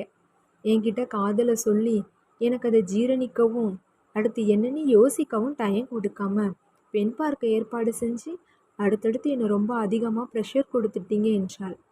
தப்பு தான் பேபி. நான் எங்கள் வீட்டுக்கு ஒரே பிள்ளையாக பிறந்ததுனால கேட்டது எல்லாமே உடனுக்குடன் கிடைச்சிடும். அதனால் நான் நினைக்கிறத உடனே நடத்தி பார்த்தே பழக்கப்பட்டவன். காதலிலும் அப்படித்தான் நடந்துக்கிட்ட ஆசைப்பட்டேன் தவிர உன் மனசிலும் ஆசைகள் இருக்கும். என்னுடைய முடிவை உன் மேலே திணிக்கக்கூடாதுன்னு தெரியாமல் நான் செஞ்ச தப்பு பெரியவங்க எல்லாரையும் வருத்தப்பட வச்சிடுச்சு என்றான். விடுங்க, இனி நம்ம வாழ்க்கையில் எதுவாக இருந்தாலும் நேரடியாக பேசி முடிவெடுக்கணும். நமக்குள்ள ஒளிவு மறைவே இருக்கக்கூடாது என்றாள். அதுவரை சீரியஸ் மூடில் இருந்தவன், நிச்சயமா பேபி, நமக்குள்ள ஒளிவு மறைவே இருக்கக்கூடாது என்றான் விஷமமாக பார்த்து கொண்டு. அவன் சொல்வதை கேட்டு வெட்கத்தில் லேசாக அவன் தோளில் அடித்து, ச்சே மோசம் நீங்க, இப்படியெல்லாம் கூட நீங்க பேசுவீங்களா என்றாள். சத்தமாக சிரித்து, இனி இப்படித்தான் பேசுவேன் பேபி என்று அவள் முகம் பற்றி தன் அருகே இழுத்து கண்களை ஆழ்ந்து பார்த்து, இந்த கண்களில் என் மேல நம்பிக்கையை கொண்டு வருது என்னோட முதல் மிஷன் என்று கூறி இமைகளில் முத்தமிட்டு அடுத்து இதழ்களை வருடி, இந்த உதடுகளால் அர்ஜுனை விட்டு இருக்க முடியாதுன்னு சொல்ல வைக்க வேண்டியது 2வது மிஷன் என்று கூறியவன் தனது முரட்டு இதழ்களை பொருத்தினான். ஆபீஸில் முகுந்தின் அறையில் அவன் மடியில் அமர்ந்து கொண்டு அவனை வம்பு வளர்த்து கொண்டிருக்க, ஜெயஸ்ரீ, புஜ்ஜு நீ எப்படிடா இவ்வளோ அழகா இருக்க என்று கேட்டு அவன் முகத்தை இப்படியும் அப்படியுமாக திருப்பி பார்த்து கொண்டிருந்தாள். அவனோ அவளை பிடித்து தள்ள முயற்சித்து தோல்வியடைந்து, செல்லாக்குட்டி ப்ளீஸ்டா, எனக்கு நிறைய வேலை இருக்குது, இப்போ கொஞ்ச நேரம் உன் சீட்டுக்கு போய் பேசாமல் வேலையை பார்ப்பியாம் என்று கெஞ்சி கொண்டிருந்தான். அவனை முறைத்து, நானா வந்து பேசினா இப்படி தான் என்னை அவமானப்படுத்துவீங்க, நீங்களா வருவீங்கல்ல, அப்போ வச்சுக்கிறேன் என்று கோவித்து கொண்டு எழுந்தாள். அவளது கோபம் கண்டு சிரித்து கொண்டவன் அவளை நகரவிடாமல் மடியில் மீண்டும் அமர்த்தி அவள் கழுத்தில் முகம் புதைத்து கொண்டு, அர்ஜுன் வெளியில் போயிருக்காண்டா செல்லா குட்டி, அவன் வந்து கேட்பான் இவ்வளவு நேரம் என்னடா பண்ணுனேன்னு என்றான். அவனது செயலில் நெளிந்து கொண்டே, சொல்ல வேண்டியது தானே நீங்கள் என்ன பண்ணிட்டு இருந்தீங்கன்னு என்றாள் கிண்டலாக. அதை கேட்டு நிமிர்ந்து அவளை பார்த்தவனின் விழிகளில் குறும்பு கூத்தாட, சொல்லிடுவேன் சொல்லும், நீ தான் தாங்க மாட்ட என்று அவள் நெற்றியை ஒரு முட்டு முட்டினான். அப்போது அறைக்கதவு படாரென்று திறக்க உள்ளே வந்த அர்ஜுன் திகைத்து நின்றான். முகுந்தும் ஜெயஸ்ரீயும் அவன் வந்ததை எதிர்பார்க்காமல் அவசரமாக விலகி நிற்க அர்ஜுனிற்கோ சங்கடமாக போய்விட்டது. அவனால் அவர்கள் இருவரையும் அத்தனை நெருக்கமாக பார்த்ததை நம்ப முடியவில்லை. இருவரும் எலியும் பூனையுமாக அடித்துக்கொண்டு தான் நிற்பார்கள் என்று தெரியும். அவர்களுக்குள் இப்படி ஒரு ரிலேஷன்ஷிப் இருக்கும் என்று எதிர்பார்க்கவில்லை. தன்னை நிதானித்து கொண்டு, என்னடா இது, ஆபீஸில் இப்படித்தான் நடந்துக்குவியா என்றான் மிரட்டலாக. ஜெயஸ்ரீக்கோ அவமானத்தில் அங்கிருந்து ஓடிவிடலாம் என்று தோன்றியது. முகுந்தோ அசராமல், இதில் என்ன மச்சி இருக்கு, அவன் என் லவ்வர் தானே என்றான். அதை கேட்டவன் அதிர்ச்சியில், வாட் லவ்வரா என்றான். ஆமாண்டா, அதெல்லாம் செட் ஆகி நாளாச்சு. 2 வீட்டு சம்மதத்தையும் வாங்குற வரை வெளியில தெரிய வேண்டாம்னு நடிச்சிட்டு இருந்தோம் என்றான் அசால்ட்டாக. என்கிட்ட கூட சொல்லலையேடா என்றான். நீ மட்டும் சொன்னியா? 2 வருஷமா தேவதாஸ் மாதிரி சுத்தினியே தவிர என்கிட்ட சொல்லாம தானே மறைச்சு வச்சிருந்த என்று குற்றம் சாட்டினான். வேகமாக அவன் அருகில் சென்று கையை பிடித்து கொண்டு, சாரிடா, நானே நிறைய குழப்பம் பண்ணி வச்சுட்டு அதை எப்படி சரி செய்யறதுன்னு தெரியாம தவிச்சிட்டு இருந்தேன். வேணும்னே உன்கிட்ட மறைக்கலடா.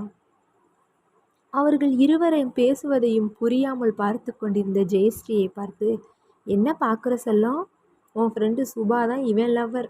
இவனை மாதிரியே அவங்களும் ஃப்ரெண்டு கிட்ட விஷயத்த சொல்லாமல் மறைச்சிருக்காங்க என்றான் கேலியாக.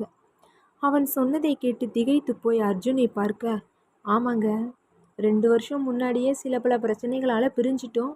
இன்னைக்கு தான் எல்லாவற்றையும் சரி பண்ணியிருக்கேன் என்றான் மகிழ்ச்சியுடன். நண்பனை கட்டி அணைத்து, ரொம்ப சந்தோஷம்டா, உன்னை தேவதாஸ் மாதிரி பார்க்க சகிக்கல, நல்ல வேளை காப்பாத்திட்ட என்று அவனை வாரினான். அவர்கள் இருவரும் பேசிக்கொண்டிருக்க ஜெயஸ்ரீ சுபத்ராவை தேடிக்கொண்டு சென்றாள். அர்ஜுன் அறையில் அன்று பேசியவைகள் நடந்தவற்றை நினைத்து பார்த்து கொண்டிருந்தவளின் முன்பு கோபமாக போய் நின்றாள். சொடக்கு போட்டு, ஹலோ மேடம், என்ன கற்பனையில் டூயட்டா என்றாள் கேலியாக. அதற்கு பதிலடியாய் யாவல் ஜெயஸ்ரீயை பார்த்து, என்ன ஞாபகம் இருக்காடி உனக்கு, முகுந்த சார்கிட்ட ஜாயின் பண்ணதும் என்ன மறந்தாச்சா என்றாள். அதை கேட்டதும் இடுப்பில் கையை வைத்து அவளை முறைத்து, நான் கேட்க வேண்டியதை நீ கேட்குற, என்னென்னவோ கேள்விப்பட்டேனே, 2 வருஷம் பிரச்சனை அது இதுன்னு என்கிட்ட கூட பகிர்ந்துக்க உனக்கு தோணலல்ல? அவள் கைகளை பற்றி கொண்டு, சாரிடி, சொல்லக்கூடாதுன்னு இல்லை, குறைந்த கால அவகாசத்தில் என்னென்னவோ நடந்து போச்சு. அதில் இருந்து என்னால் வெளியே வர முடியலை. அப்பா வேற உடைஞ்சு போயிட்டாங்க. அதனால தான் உன்கிட்ட பகிர்ந்துக்க முடியாமல் போச்சுப்பா என்றாள் தவிப்பாக. சரி சரி விடு. அர்ஜுன் சார் முகத்தில் பல்ப் எரியுது. உன் விஷயத்தில் எல்லாம் சரியாயிடுச்சுன்னு கேள்விப்பட்டது நிம்மதியாக இருக்குது. அதெல்லாம் இருக்கட்டும், உங்கள் விஷயம் எந்த அளவில் இருக்குங்க மேடம்? என்ன கேட்ட? நீங்கள் மட்டும் எல்லாத்தையும் எங்ககிட்ட சொல்லிட்டு தான் வேலையை பார்த்தீங்களா என்றால் முறைப்பாக. அப்போது உள்ளே நுழைந்த அர்ஜுனும் முகுந்தும் அவளது கேள்வியை கண்டு சிரித்து கொள்ள பதில் சொல்ல முடியாமல் தவித்தபடி தோழியை பார்த்து கொண்டிருந்தாள். அர்ஜுனோ சுபத்ராவின் அருகில் சென்று, நீ எல்லாம் வேஸ்ட் பேபி, இப்போ தான் முகுந்து ரூமில் லைவ் ரொமான்ஸ் சீன் பார்த்துட்டு வரேன் என்று காதில் கிசுகிசுத்தான். அவன் சொன்னதை கேட்டு அதிர்ச்சியில் தோழியை பார்க்க, அவளோ அர்ஜுன் தாங்கள் இருந்த நிலையை பற்றி தான் தோழியிடம் சொல்கிறான் என்று தெரிந்து வெட்கத்தில் அருகில் இருந்த முகுந்தின் பின்னே மறைந்து கொண்டாள்.